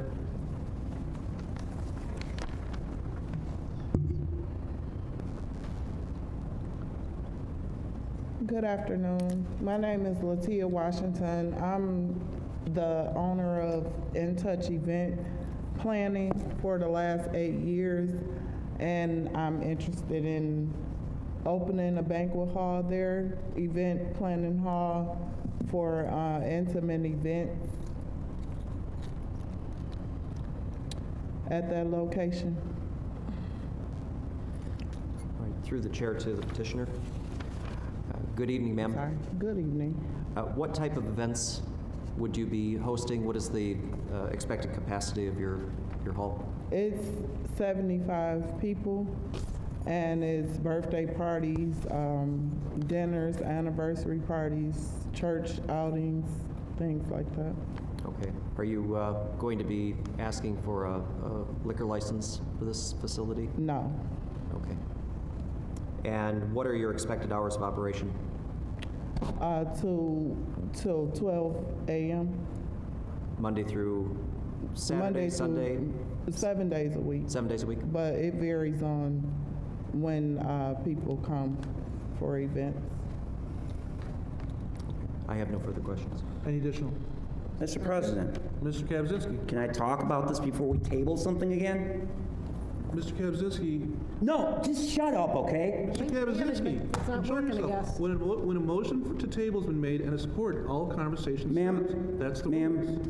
Ma'am, what happened with the old Pizza Hut location? You had an item that you brought to before this council before at the for doing an event hall there on 8 Mile before. What happened with that? You probably have the wrong person. I never had. Did you not anything have on- that location before us before? No, I've never been before you before. Okay. The parking is probably going to be an issue if you're, how many parking spaces? This is a multi-tenant property. How many parking spaces are you going to be allotted? How many, I'm sorry, one more time? When I looked at the property, this is a multi-tenant location. How many parking spaces are allotted for your event hall? Well, the whole parking lot is actually shareable. So it's pretty much wherever they park. We have about over 200 parking spaces there. Okay, how is that going to affect for the other businesses that are also using that property?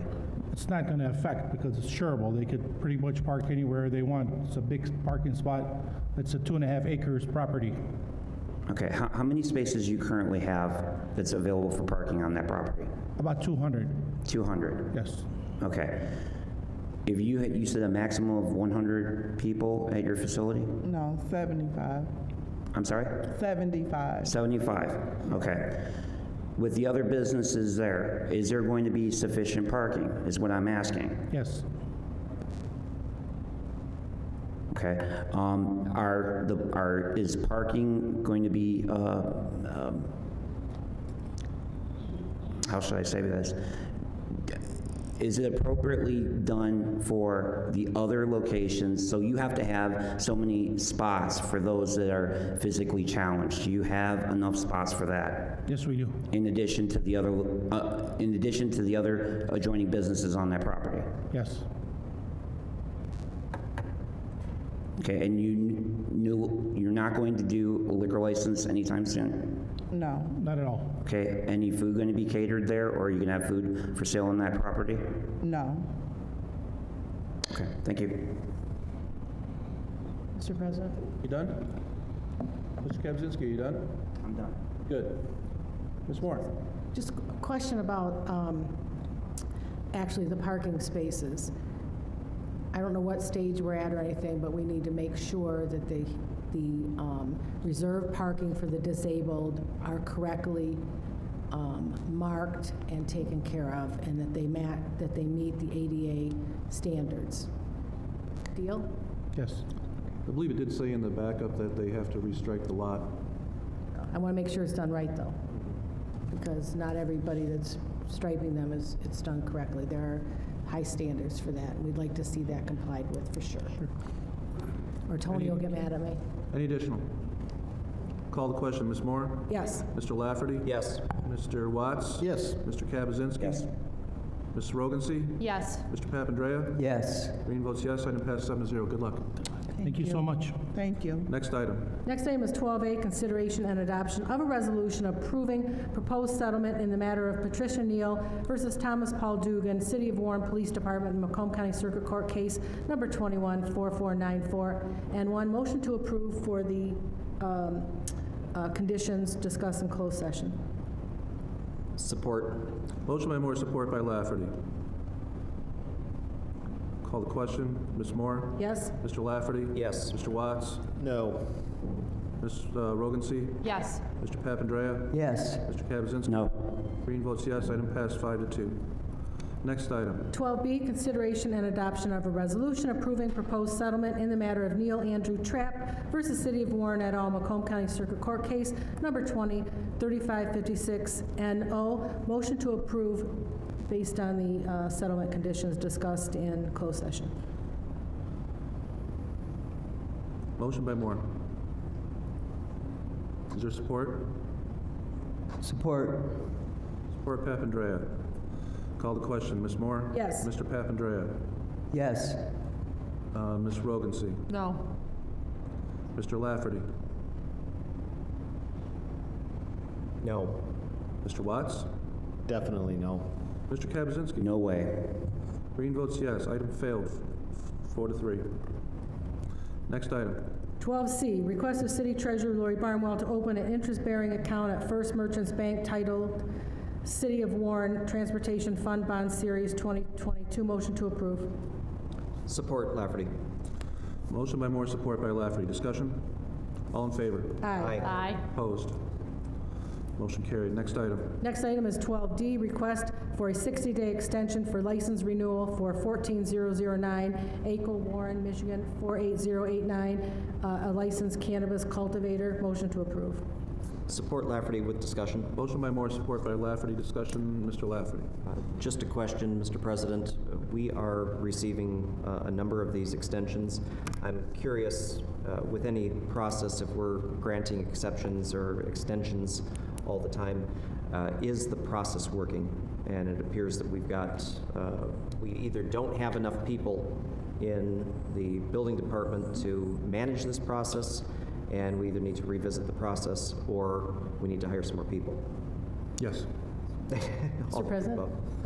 Ms. Moore. I think it's like it's the review, isn't it, that we've had to bring in extra people, or they're going to bring, it's the review that's taking time, I think. So I'd like to, I have no problem with this particular item. I would like to understand from the building department what their needs are, and if they did request additional inspectors as part of their budget. Have they hired those inspectors? Are they fully staffed? And if so, why is it taking so long and why are we getting all of these extension requests? So if we could add that to the motion for a report from the building department, I would appreciate it. Absolutely. Any additional? All in favor? Aye. Opposed? No. Roll call. Ms. Moore? Yes. Mr. Lafferty? Yes. Ms. Rogency? Yes. Mr. Papandrea? Yes. Mr. Watts? No. Mr. Kaczynski? No. Green votes yes. Item passed 5-2. Next item. Next item is 12E, proposed contract extension agreement between the City of Warren and the Warren Police Command Officers Association. So move Papandrea. Motion by Papandrea. Support for the purposes of discussion. Support for discussion, Rogency. Discussion? I just wanted to state my opinion. I cannot vote for this item as it stands with the drop plan included, specifically because there is no way for the city to remove it down the road, and we would not be able to reassess this. It would have to be renegotiated out of the contract down the road. And so that is why I'm going to vote no on this particular item and welcome future opportunities to vote on this again. Mr. President. Mr. Papandrea. I see Mr. Fox in the audience. I'd like him to come forward and address the issues raised by Ms. Rogancy, and also to talk about whether or not the drop plan is in the best interest of the city or not in the best interest of the city. Thank you, Mr. Papatrayan. Mr. Fox. Good evening, Council. So, Ron, would you just repeat that one more time? Did you hear the issue raised by Councilman Rogancy that we would not be able to get rid of this in the future once we established it? Well, I think it's the contract, when it's up, I believe during negotiations, it could be negotiated and taken out if we came to an agreement between the parties. Could you talk about whether or not this is in the best interest of the city? Why would a drop plan be in the best interest of the city? What will it do for us? Well, we did do an actuary evaluation, and the actual drop plan was basically was a little bit of savings to the pension fund. And the reason that you would look at doing a drop plan would be for the fact that you're retaining some of the talent in the police department for another 3 years. As we're well aware, there's hiring for the city and cities across the country is very difficult. So you would we wouldn't have as many vacancies, and we would have less vacancies to fill. So we'd maintain employment and have less vacancies in the department. But I think the main reason is I think the police commissioner has stated that he feels he got some great talent in the police department, and he'd like to maintain that for another 3 years, which the drop plan would provide. Thank you, Mr. Fox. Mr. President? Ms. Moore. I agree with Ms. Rogancy's comments. I mean, of course, anything can be changed through negotiation, but I think one of my concerns is there is no sunset. I would like to see a sunset on the agreement. You know, we've never done this before, and to go all in and not have an end to it, I think is a little imprudent at this point. I do have some, you know, originally the reason for the drop plan that we were given was not being able to hire. Well, we're fully staffed according to the commissioner, and I fully believe that we have some excellent officers that can certainly move into command roles. I have no doubt about that. I think you guys are great, and if you want to stick around and not retire, perfect. That'd be great. If you don't feel it's time for you to go, you know, stay. We'd love to have you stay. But not offering an incentive for officers to work into command positions, I think could create a demoralizing situation, department morale, because we've got to have something for people to look forward to. So that's my concerns right now. Thank you. Any additional? Mr. President. Mr. Lafferty. Thank you.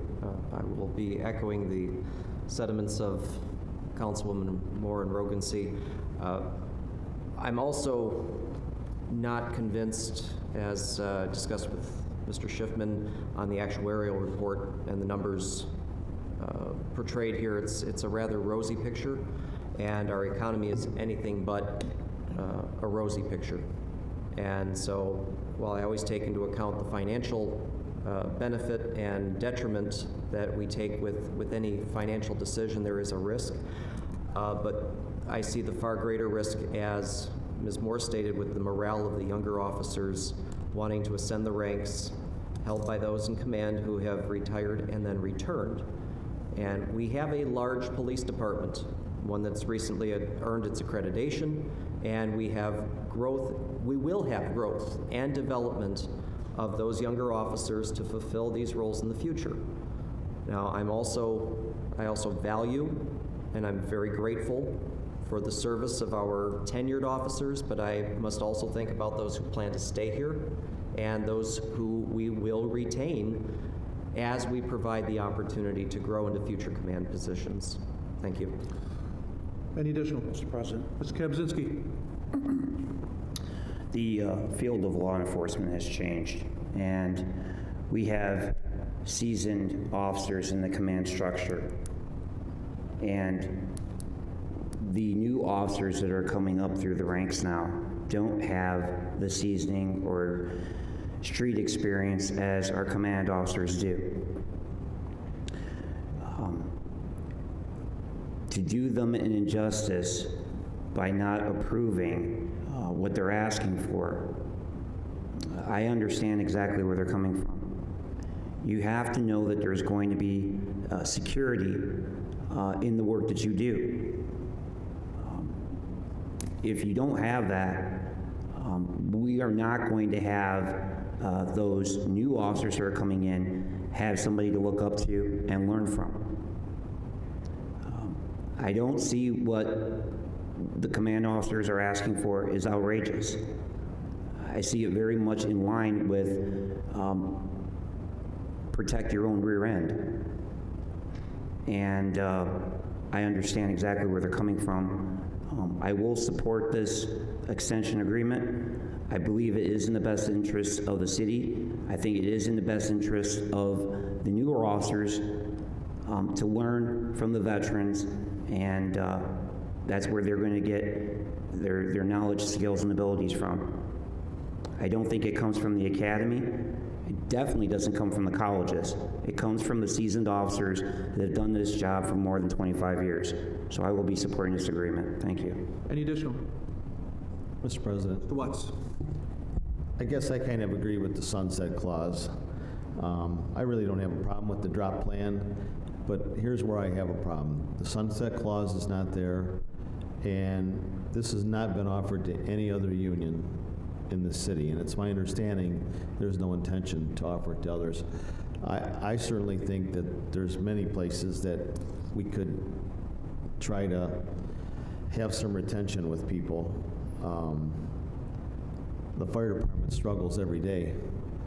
The police department's at full staffing, and I'm told they got a waiting list now. But the fire department is still hanging out in the wind. I personally would like to see a better plan developed and brought back to the table. I don't have anything against any of our command officers by any means. We certainly have some of the finest of the finest of the finest. You know, we have some good troops coming up behind them too, but I'm always willing to look at retention, but I'd like to see a little better plan. Thank you, Mr. Watts.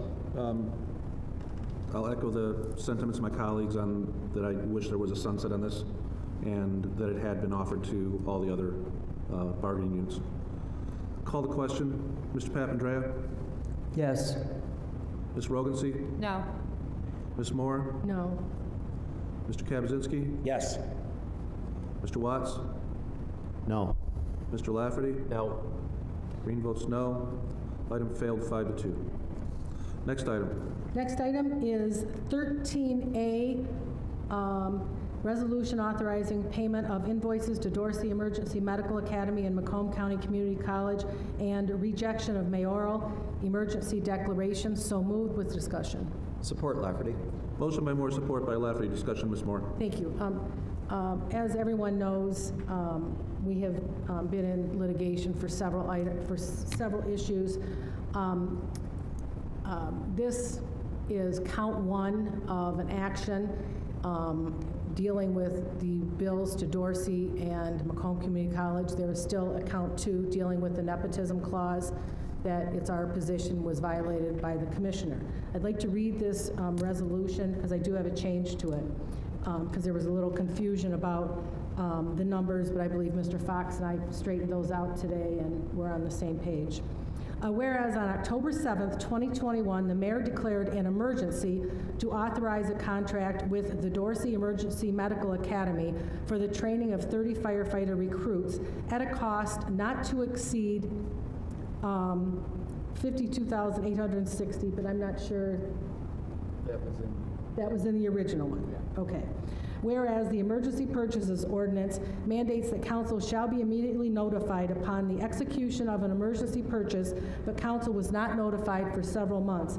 And whereas the mayor claims he also declared an emergency to pay an invoice from Macomb Community College in the amount of $93,450.80 for the expense of conducting a fire academy for firefighter candidates, but the mayor has not produced any written documentation of the emergency, nor was council immediately notified.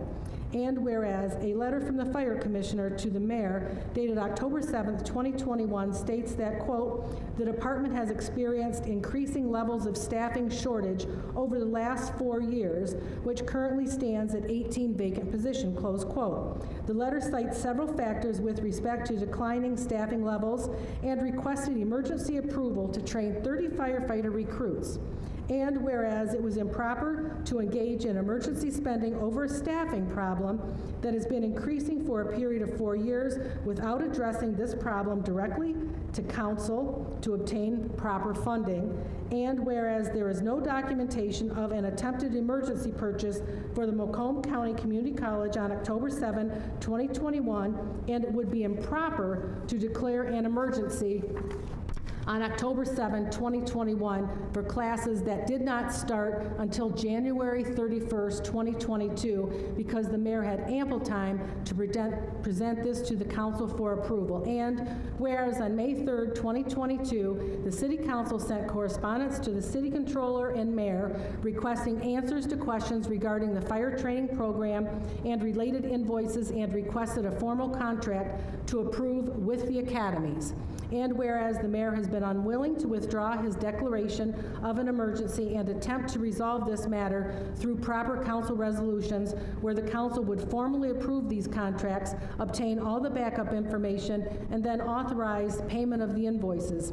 And whereas the mayor brought a lawsuit in Macomb Circuit Court and answered the council's questions in the litigation through an undated memo from the fire commissioner to the mayor that was attached as an exhibit to a motion filed with the court in August 2022. And whereas, upon review of the responses to the council's questions, it was determined that the responses were incomplete and a supplemental response was sent to council on October 23rd, 2022. And whereas the mayor admitted in the litigation matter that there is no formal contract with either Dorsey Medical Academy nor the Macomb Community College for the expenses totaling $146,310.80, but that the city issued a purchase order for invoices produced by the vendor based upon the mayor's declared emergency. And whereas the mayor's emergency has failed to meet the standards required by the city purchasing ordinance, but the mayor has created a potential financial liability for the city by causing 2 vendors to perform work in reliance on payment. And therefore, be it resolved that the mayor exceeded his emergency spending authority in the purchasing ordinance, and the emergency basis for entering into the contracts is hereby rejected. And be it further resolved that the city charter section 14.1 requires that the city council approve all contracts on behalf of the city, and that the mayor is directed to refrain from further emergency spending unless the matter is a bona fide emergency, and that the council shall immediately be notified of any emergency declarations without exception. And be it further resolved that the city council hereby approves the payment of $86,329.25 to Dorsey Medical Academy and $93,450.80 to the Macomb Community College for services rendered. When this proposal was brought to us in the budget hearings in 2021, council there was about a $200,000 amount of money asked for. Council indicated at that time that we asked if there was a plan. There was no plan. We indicated at that point that we would certainly consider this program because we understood that we needed to supplement our hiring practice in some way. But we indicated, bring the plan to us, and we would certainly consider it. That was in April, May, June of 2021. In October of 2021, the mayor signed a letter drafted by the fire commissioner requesting the emergency authorization for the city to enter into a contract with Dorsey Emergency Medical Academy, which wasn't to take place. Students were not going to go there until January. There was no emergency. I would submit the emergency was either one, that they tried to bypass council and the fire union with a plan, because we would have had input. Number one, I would have certainly required that there be some sort of entrance requirements, standards that you meet, either a high school transcript, a simple civil service exam, some sort of test to make sure that whoever we were putting through these programs were qualified and that they would be successful. Number two, there should have been background done on these candidates. Instead, we sent candidates, we paid for their training, their schooling, without having any idea if they would be responsible, they would be successful, or that they would pass the background. And in fact, cadets went through the program and did not in fact pass the background checks, and we paid already for that. We are hearing now that in a recent test that 9 or 10 out of 13 flunked the test. We've been told by credible sources that at least one person, maybe two, went to Macomb Community College and flunked. And so the fire department got into a tiff somehow with Macomb Community and sent the students to Dorsey. A little concerned, of course, we would like our students to all go to Macomb. Macomb's our college, this is our county. They support us, we want to support them. And they have a much higher pass rate. They're in the 80%. Oakland Community College, I think, or Oakland College is the highest around here. And Dorsey is like at 50-some%. You know, we begged for fully certified paramedics to be hired because we have a problem with not having enough medics now. This is not solving the problem. And hiring this many paramedics or cadets that aren't able to work and fulfill the duties that we really need at this point is a huge problem. And, you know, the contract said that that there was going to be a certain pay for cadets while they were going to school, and that was raised for the cadets without nobody came to the council or to the union for that. I am told by credible sources that students going to school now are being paid time and a half overtime to get around the mileage, and that we're paying people overtime to go to school, which isn't right. Another concern I have right now is that we had a budget proposal in '21 that the council did not approve. And this year budget process, not one dime was asked for the cadet program. Nobody asked for any money for the cadet program. They asked to hire cadets, and we have asked for fully credentialed to be hired while we're in this process, because we're like 2 years away. You know, and the big elephant in the room is we are all aware that Commissioner McAdams' son was hired in the cadet program, which is a violation of the charter. In any event, and when somebody's kid is going to be hired, it should be an arm's length process. The commissioner should not have been the one choosing which students were going to participate in the program.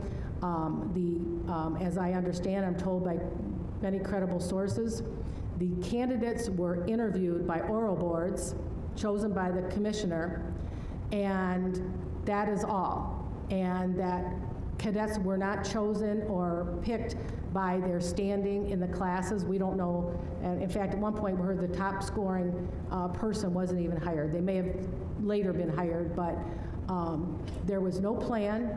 There was no, there's no certified hire list. And, you know, we have a problem, and certainly anybody that's hired has union protection, and certainly Mr. McAdams' son has union protection. He's been hired as a cadet, but it puts everyone in a bad spot when you have such a close-knit department as we do. Who is going to discipline the commissioner's son? Are you going to be the one that puts their neck out and does that? I mean, and maybe it wouldn't be a problem, but I think the potential is there, and that's why we do have the nepotism rule in our charter. Some people are not passing the CPAT, which is the agility, I'll call it, and they're being sent out of state because they can't pass the one here. So that's more expense we're going through, and the students now going to school are paying their own way. and told they're going to get reimbursed. I don't know who's going to reimburse them because we've not been asked to put any money in the budget. So these young people are going to school, and a lot of them are not going to be successful. This program is hard. The medic part of it is very difficult, and if they're not passing on the first go-round and have to retest, I have concern about the efficacy of the program. It was only meant to be an auxiliary to our regular hiring, not the full-on. And so I'm sure Mr. Watts knows way more about the day-to-day stuff than I do, but that's my comments at this point. Thank you. Mr. President. Mr. Watts.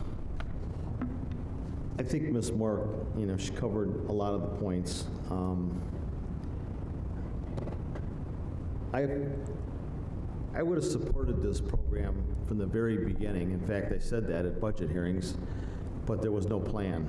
And we told them to bring a plan back, and no plan came back. So,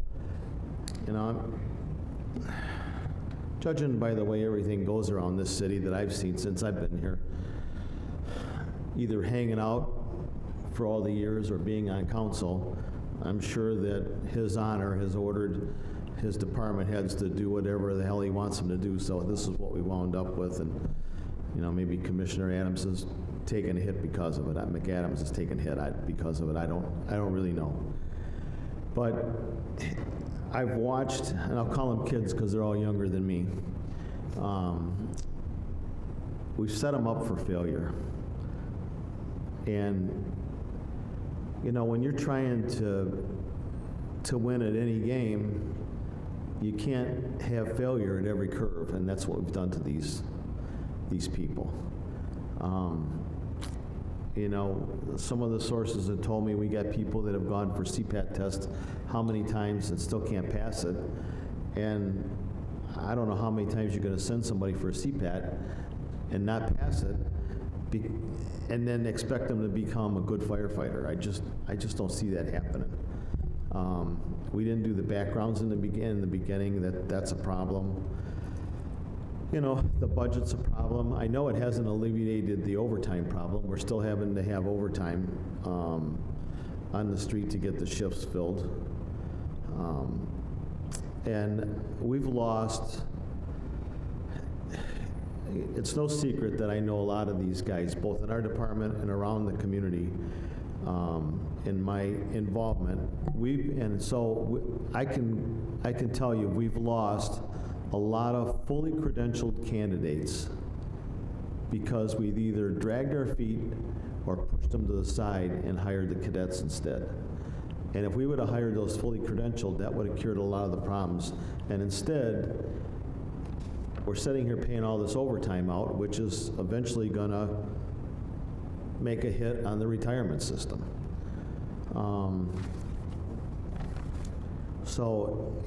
When we tabled these bills originally, it was never my intent not to pay the bills.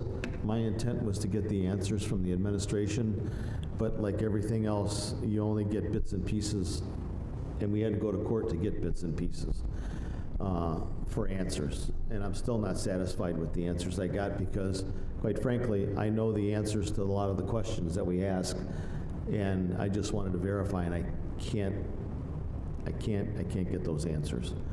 No disrespect to you, Mr. McAdams, because I know you have a boss and you have to listen to what you're told. So I'm troubled with this. I'm troubled with this thing because I'm hearing these people that are in the program are really struggling to get through this paramedic program. My son's a paramedic. My son teaches EMT and paramedic and firefighting.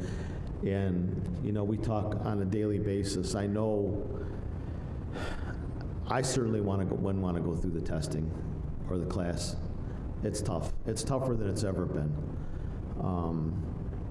And we're not helping these guys and gals. So I know we got to pay the bills, but, shame on, I'll start at the mayor's office, I'll work my way down to HR and whoever else was involved in this mess. Shame on them. The taxpayers deserve better, and certainly our rank and file that's out there suffering because of this deserve a lot better. Thank you, Mr. Watts. Any additional? Mr. President, I just do have a comment. You know, as part of the agreement, when someone goes to the academy or the fire academy and they wash out, they have to repay that money. And I was interested in what our process is going to be. Maybe Mr. Fox is going to deal with that because they have to pay that back, whatever we've spent on the program if they wash out of the program. Please.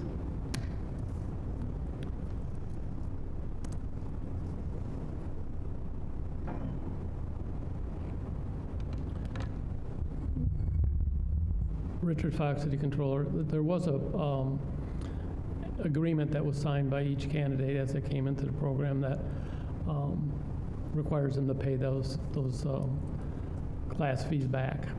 See, that really bothers me because, you know, with not setting minimum standards or some sort of criteria bar for someone's, I mean, just basic intelligence, because you have to have a certain intelligence to be able to pass the medical part. So, thank you, Mr. Fox. Mr. President. Appreciate it. Mr. Watts. You know, I'll put Mr. Fox on the spot. He's at the mic, so we'll throw one at him.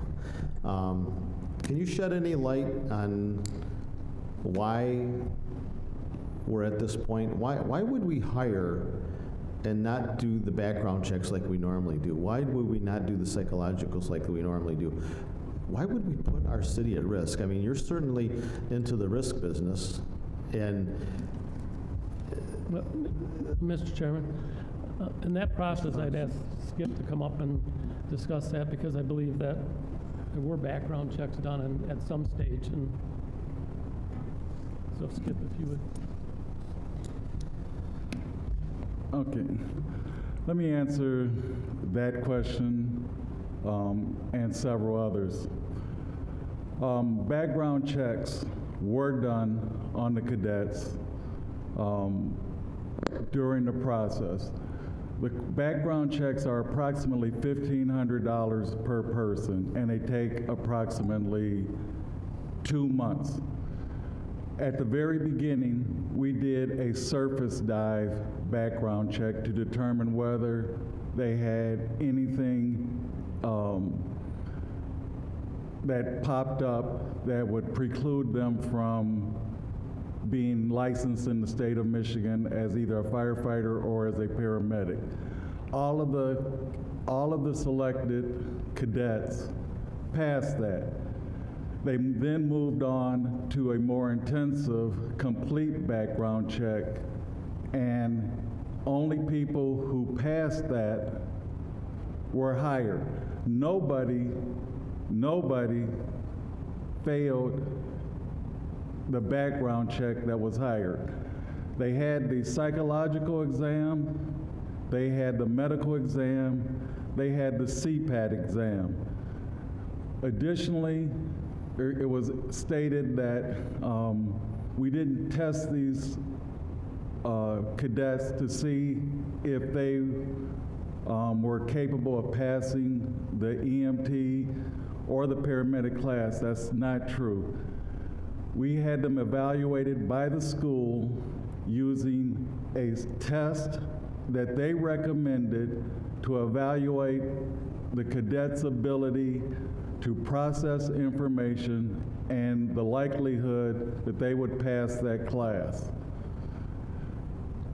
The first class, the EMT class, 2 people didn't pass. One dropped out on the first couple of days because he didn't like the way that it was set up and that it didn't have the full support of council. One other person was removed from the class for inappropriate behavior. Everybody else passed the class. They moved on to the fire academy, and all of them passed the class, and all of them passed the state, well, all of them passed the class. One person quit on the last day after passing the class, saying he didn't want to move on to the state exam because he felt it was too stressful for him to become a firefighter. Even after passing the psych exam and even after being a police officer, he had left that profession, moving to the fire side, and then he decided it was too stressful for him. But he did pass the class. He just did not take the state exam. But if he had taken it, he would have passed because he had passed all the physical attributes and would have moved on. In terms of the paramedic class that they're in now, they're in 6 different classes. The first of the 35 will complete their training in May of this year and will begin the testing process to get their National Registry exam. We are not looking at 2 years from now. We are looking at this summer, starting in May, through the fall. All of them will complete it. In terms of the CPAT exam, every cadet passed except the 4 women. We pay for one CPAT exam, one and only one. If they fail that, we paid for a practice exam also, but if they pass the practice exam, we just had to pay the additional money for the actual exam, and it was passed at that point. We had 4 people fail. Those were the women cadets in the program. And you can go anywhere in the country at your own expense and take the CPAT exam. It's exactly the same anywhere. All across the country, it's a standardized test. They chose to go to Indiana themselves, not us. We didn't ask them to. They decided that on their own. In terms of their ability, if they do pass, then they become eligible. However, in an agreement with the firefighters union, they are limited to 6 opportunities. Many men have failed this exam. And the reason we allow them to take it multiple times is because women are at a disadvantage and need to train.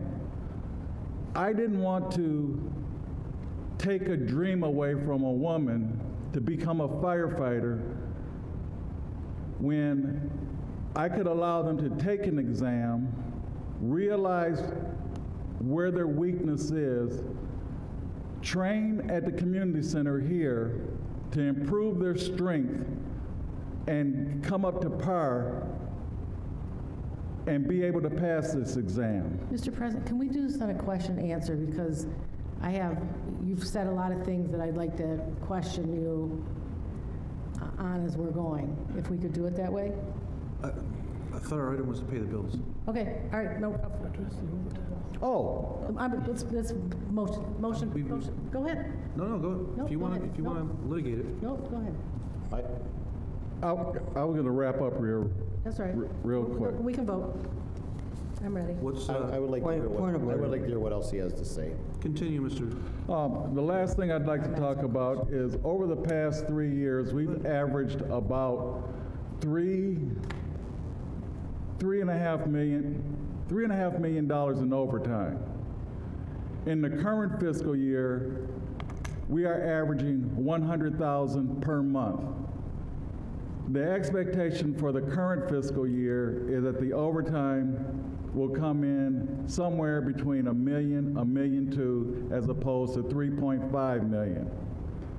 So overtime is not out of control. It's budgeted at $1 million. Yes, we're probably going to exceed that, but it's going to be close.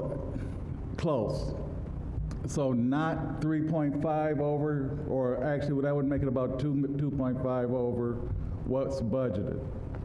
And that's all I was gonna talk about. Can I ask a question? Are you done? Can I ask one? Yeah. Do we currently have a list of fully credentialed, certified for hiring? No, we are working on it. We had 5 people apply, fully credentialed. 2 of them did not turn out. It turns out that after checking their credentials, they weren't fully certified, so they were eliminated, bringing it down to 3. Today was their oral board. 1 of them chose not to show up. 1 failed, and 1 passed. That person will be certified in the next day or 2. The last 3 or 4 opportunities that we've put out there for seeking fully certified firefighter paramedics, we've had an average of 5 people apply. This is even after the contract that made us competitive with everybody else in the region. It hasn't, the wages alone are great that we're now competitive, but we're still at a disadvantage in some areas because of our run volume.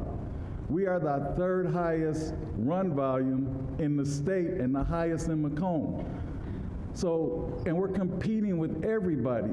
Everybody's looking for firefighters, everyone. So they can choose where they want to work. People are not choosing us. With the cadet program, we're creating firefighters. They're loyal to us, they want to work here, and we have 100 fully certified firefighter paramedics on the department, and approximately, well, the rest would be firefighter EMTs. We have 100. I need 6, 12, 18 per day. So 100, I have approximately 33 per unit, and on a unit I need 18. These cadets are performing a service. They are riding an engine as a basic. There is a paramedic on that engine with them, so they are still, it's still licensed as an ALS rig, echo unit, non-transporting. The 6 squads are in service with 2 paramedics. We have sufficient numbers of paramedics. The kids, I call them kids too because they're younger than me, they're doing great in class. They averaged a 90 on their first module exam. Overall, they have a 90. We get the test score, we monitor the test scores every week on Friday, and I get those results, and the union gets them. There are checks and balances there. There is a plan, and it's working. Mr. President, we haven't seen the plan. And you answered one of my questions by, saying that they're getting tested while they're going to school. That shouldn't have been done while they're going to school. It should have been done before they went to school. And you're talking in circles, because what you're talking about makes no sense to me whatsoever.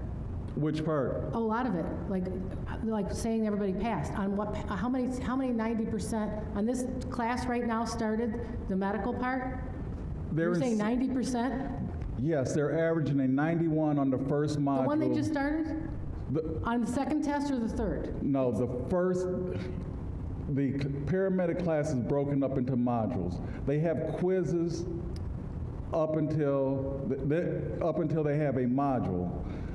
If they don't pass the module, they can't move forward to the next module. So you monitor the class. So in the first group of cadets that went through, and so you monitored their test scores. You had everybody's ranking for test scores. Did you hire people based on their ability? Yes. And what they went in, oh, really? Yes. Oh, okay. 100%. You went right down the line, and how they were ranked, that's how you hired them. We hired in order of how they scored on the oral board. We ranked them. That was before they took the schooling. Yeah, yes. That's how we do it with the certified paramedics. They take a oral board to get ranked. Because they're certified already, Yes. right? Yes. That's how people do. You get all the training. You get a college degree, and then you go get a job, and then that's when they do the interview. If we Not before and decide if you're going to be, it needs to be done after somebody, I don't know. If we None of it didn't makes do sense, this, but we'd have you know what? 18, 20 You didn't ask for any money in vacancies. this budget, so this is probably the last we're going to have to deal with this ever. We're going to pay these bills, and we're going to be, I assume, done. No. There's no budget. You didn't ask for any It's money. going to be coming to you, You didn't ask for any at the budget hearing. Not one dime was asked for. because I thought it was going to be in last fiscal year. It wasn't put in there, it wasn't asked for there either. Why did you bypass council? What was the reason for that? It was not my intention to bypass council. When the contract came up that was given to you for your approval, your review, your analysis, it included a plan for the cadets. No, we never got a plan for the Included in cadets. that contract. Oh, the contract? Yes. Yeah, but that was not the plan. That was not approval of funds or anything else. I don't decide on the budget amendments. I request a budget amendment. It was determined at that time that until we had a firm idea of what the total cost was going to be, that then at that point, we would come back with budget amendments to figure out the cost of the raises that were included, as well as the cadet program that was proposed. It went into litigation.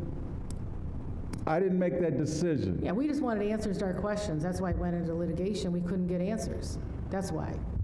Nobody would answer our questions that we have. We still have a lot more questions. We have pages and pages. And I can answer them. Well, we got answers, and we're told that they're not truthful, so I'm not saying you're lying. I answered everything that's got my signature on it. Okay. Is truthful and honest. Okay. I will not put my signature on anything that's dishonest. And I would not come to this diocese and lie. Okay, well. Period. Yeah, we're going to get this test scores. Which Thank you. check is This is just a resolution to pay the bills, and then we're going to do individually. this is 13A, this is the resolution? Yep. Mr. President, Mr. Papandrea? point of order. If we pass this resolution that Yes. Ms. Moore has just read, Yes. will Dorsey get paid and Macomb Community College get paid? Well, this sets this is the resolution, and then we're going to go into We're going to do individual. each check. one. Well, and the bottom line is if we vote positively, They're getting paid. they'll get They'll all paid. get That's my main concern. Mine too. We agree. All right. That's Mr. always been our President, concern. why do we have a resolution and then we're also paying the two checks? Why don't we Because we're just still, pay? On the two Mr. checks. Schroeder, do you want to address that for me, please? We're still in litigation, and we're defining our position. This is in litigation, and council had staked out the position that this was not a valid emergency expense. This issue has been briefed before the court. I did speak to opposing counsel last week, and he indicated that they could answer any remaining questions and we could try to resolve this. I was very happy to hear that. They provided a supplemental memo. We want to make it clear that the result of voting to approve these bills will also result in the dismissal of this count out of the lawsuit, which will reduce the amount of litigation we're having. But we want to make it clear that this is not in any way affirming an emergency that was declared in October and not disclosed to council for months. Okay, so if I'm clear, the resolution is to narratively support our position that this was not an emergency in the way that it was declared. it was not an actual emergency, and the council was not immediately notified. There are two issues here. The first was it an emergency? The second question is, did they immediately notify the council pursuant to the ordinance? Our position in the litigation was no to both. Even if you believe it was an emergency, the ordinance wasn't followed because the council wasn't immediately notified of the expenditure. So those are the two issues with respect to the emergency. Mr. President. Mr. President. Mr. Kaczynski, then Mr. Papandreou. I have a question about the question. So we are having the motion first, and then the individual bills we're voting on separately? That's correct. Okay, thank you. Each check number that had been previously tabled. Mr. Papandreou? So if I don't agree that this wasn't an emergency, I can vote no on the resolution and then vote yes on the Yes. bills. Okay, thank you. All right. Is this 13A? Yeah. Motion by Moore, support by Lafferty. Ms. Moore? Yes. Mr. Lafferty? Yes. Mr. Watts? Yes. Mr. Kaczynski? No. Mr. Papandreou? No. Ms. Rogancy? No. Green votes yes. Item passed four. I'm sorry, Mr. Watts. Did I call you? Okay. Item passed 4-3. Next item. Next item is 13B, which was tabled in, I don't have the exact date here. Hold on, give me a minute. Which was tabled, What's the check number? 637734, February 8th, 2022, for $53,742. Motion to remove from the table. So moved. Support Rogancy. Motion by Lafferty, support by Rogancy to remove the table. All in favor? Aye. Opposed? Motion to approve. Check Support number Lafferty. 637734. Motion by Moore, support by Lafferty. Ms. Moore? Yes. Mr. Lafferty? Yes. Mr. Watts? Yes, reluctantly. Mr. Kaczynski? Yes. Mr. Papandreou? Yes. Ms. Rogancy? Yes. Green votes yes. Item passed 7-0. Next item? And I will note that the following two, the check numbers may change because they are stale dated. That's correct. And so that while we approve these in, you know, the numbers and everything, you won't fall fast on Understand. that.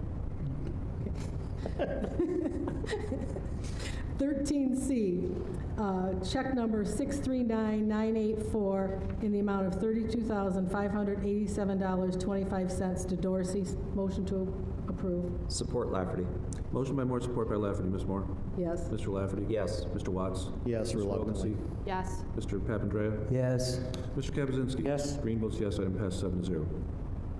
Next item? 13D, approval of check 639923 in the amount of $93,450.80 to Macomb Community College. So moved. Support Lafferty. Motion by Moore, support by Lafferty. Ms. Moore? Discussion. Discussion, Mr. Watts? So I held it for last, just to reaffirm everything.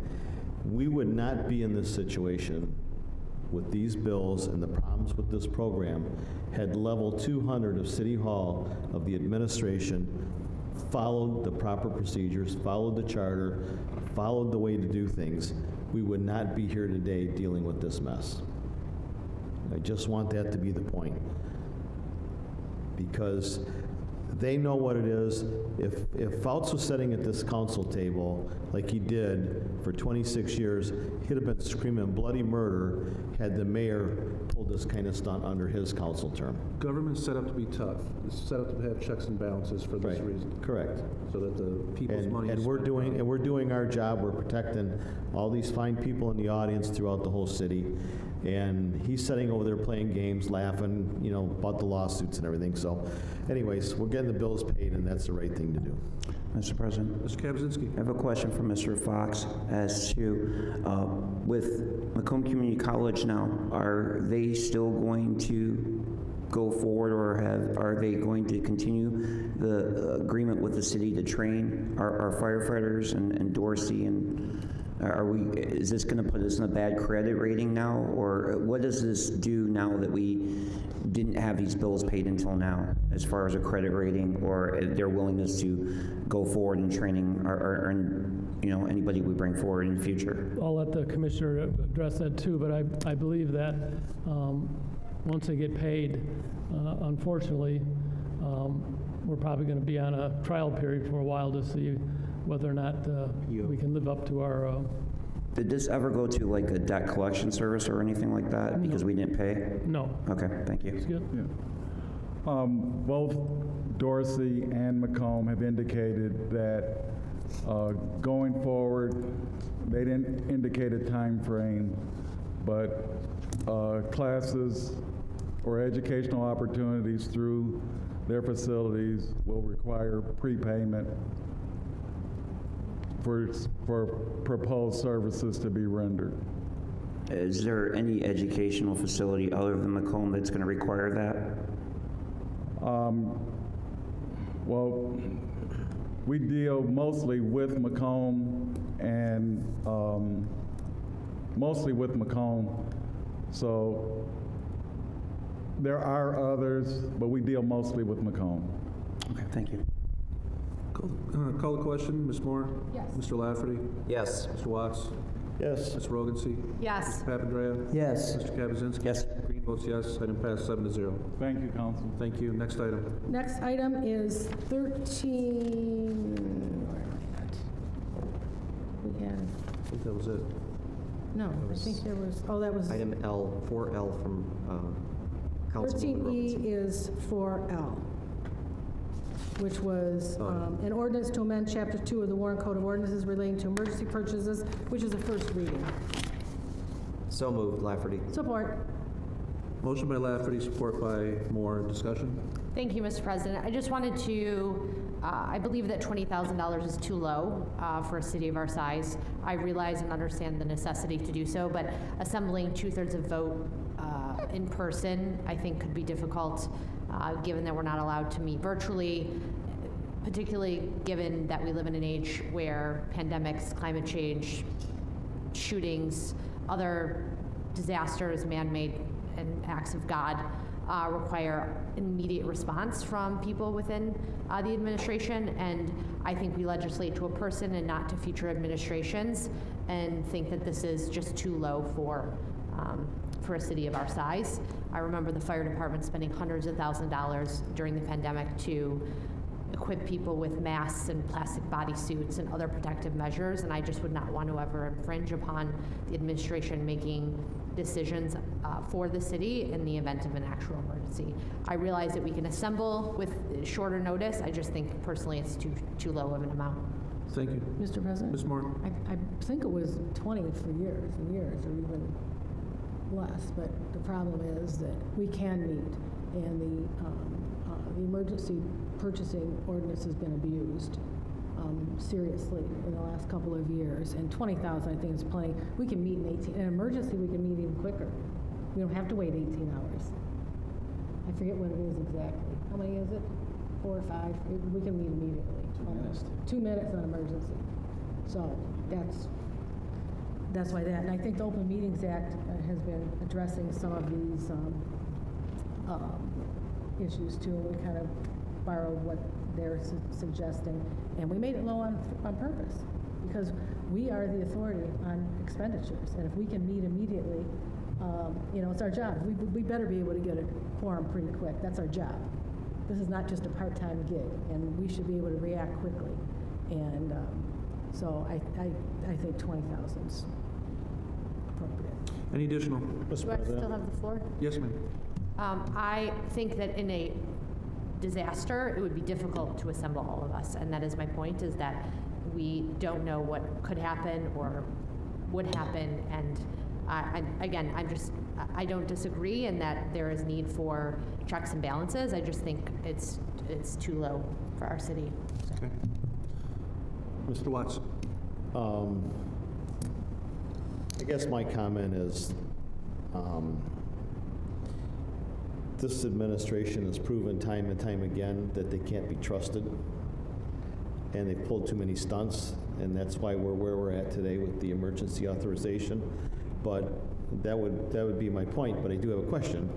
What is a number that you would be acceptable at, just out of curiosity? Yeah, I mean, I think I would ask probably primarily police and fire what would, in regular emergencies, what they would need to purchase and what that might look like. I don't have a response. I just think 20 grand is you know, we spent 40-some thousand just on, I think, masks during the pandemic in one purchase. Fair enough. It's just that, you know, my trust level is at zero because of so many stunts. We've had so many lawsuits, so many games, so many lies.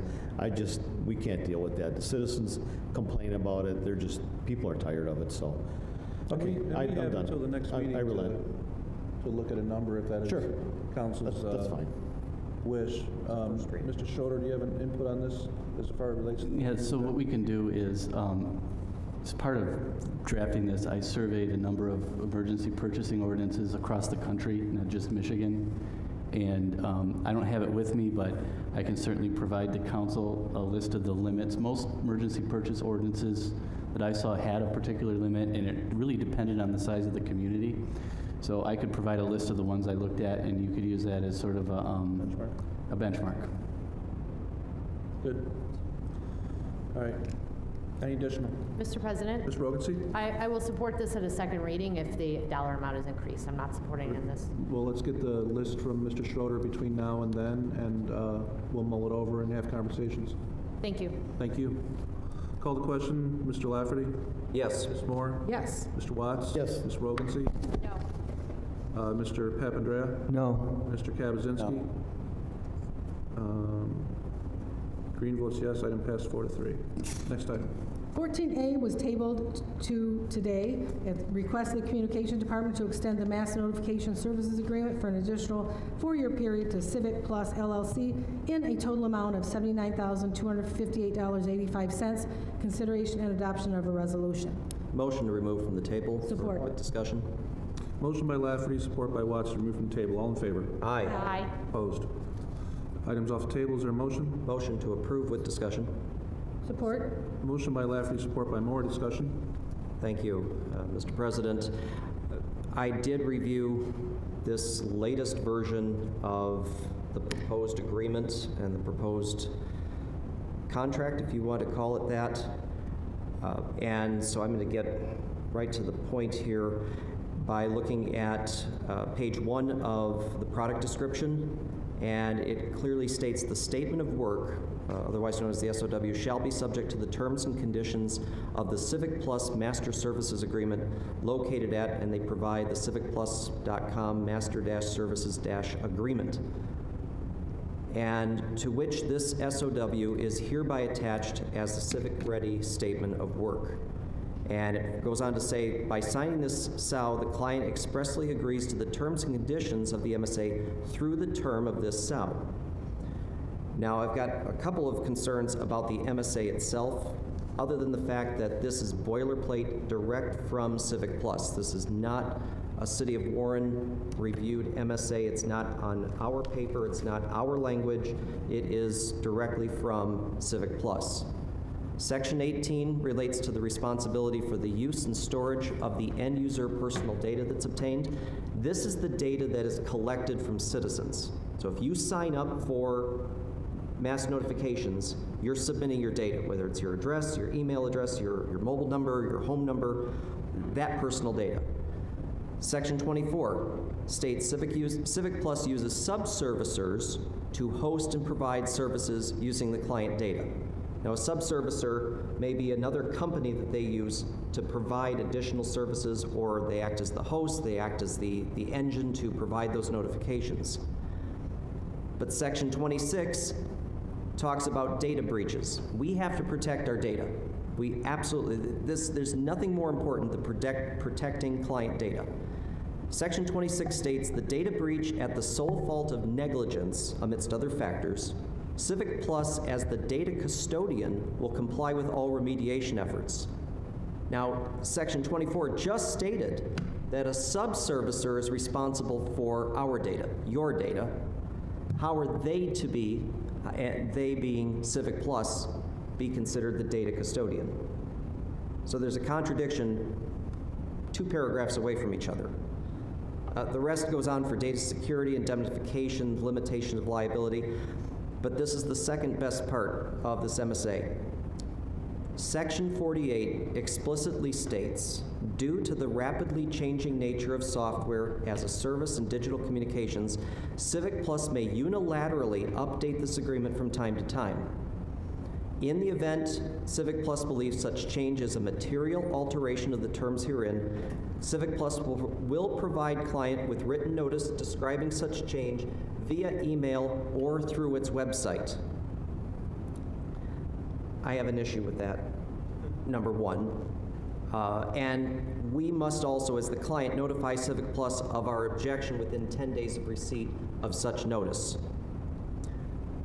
The last part, which is the reason why I'm going to ask that this be tabled one more time, is if we look at Section 5 of the product description, the portion of the contract that indicates the services we are purchasing indicates that the client databases, we're the client, shall be limited to containing the contact data located within the geographic boundaries of Rahway, New Jersey, not Warren, Michigan.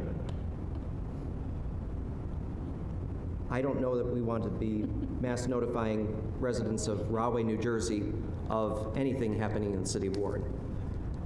So we cannot approve this agreement. We cannot sign this. I would hate to think that this even went through the city attorney's office and came to us in this condition. So I'm going to ask the council, please table this. We're going to send it back for review by the city attorney's office, and I would like the city attorney's office to contact me so that we can go over this to avoid this. It's 3 months that this is going on now. And I see Mr. Schumann down there. I'm sorry you had to sit here for 3 hours. We don't need a technician for this, we need an attorney. Motion to table by Lafferty. Support by Watts. All in favor? Aye. Opposed? Item's tabled. Next item.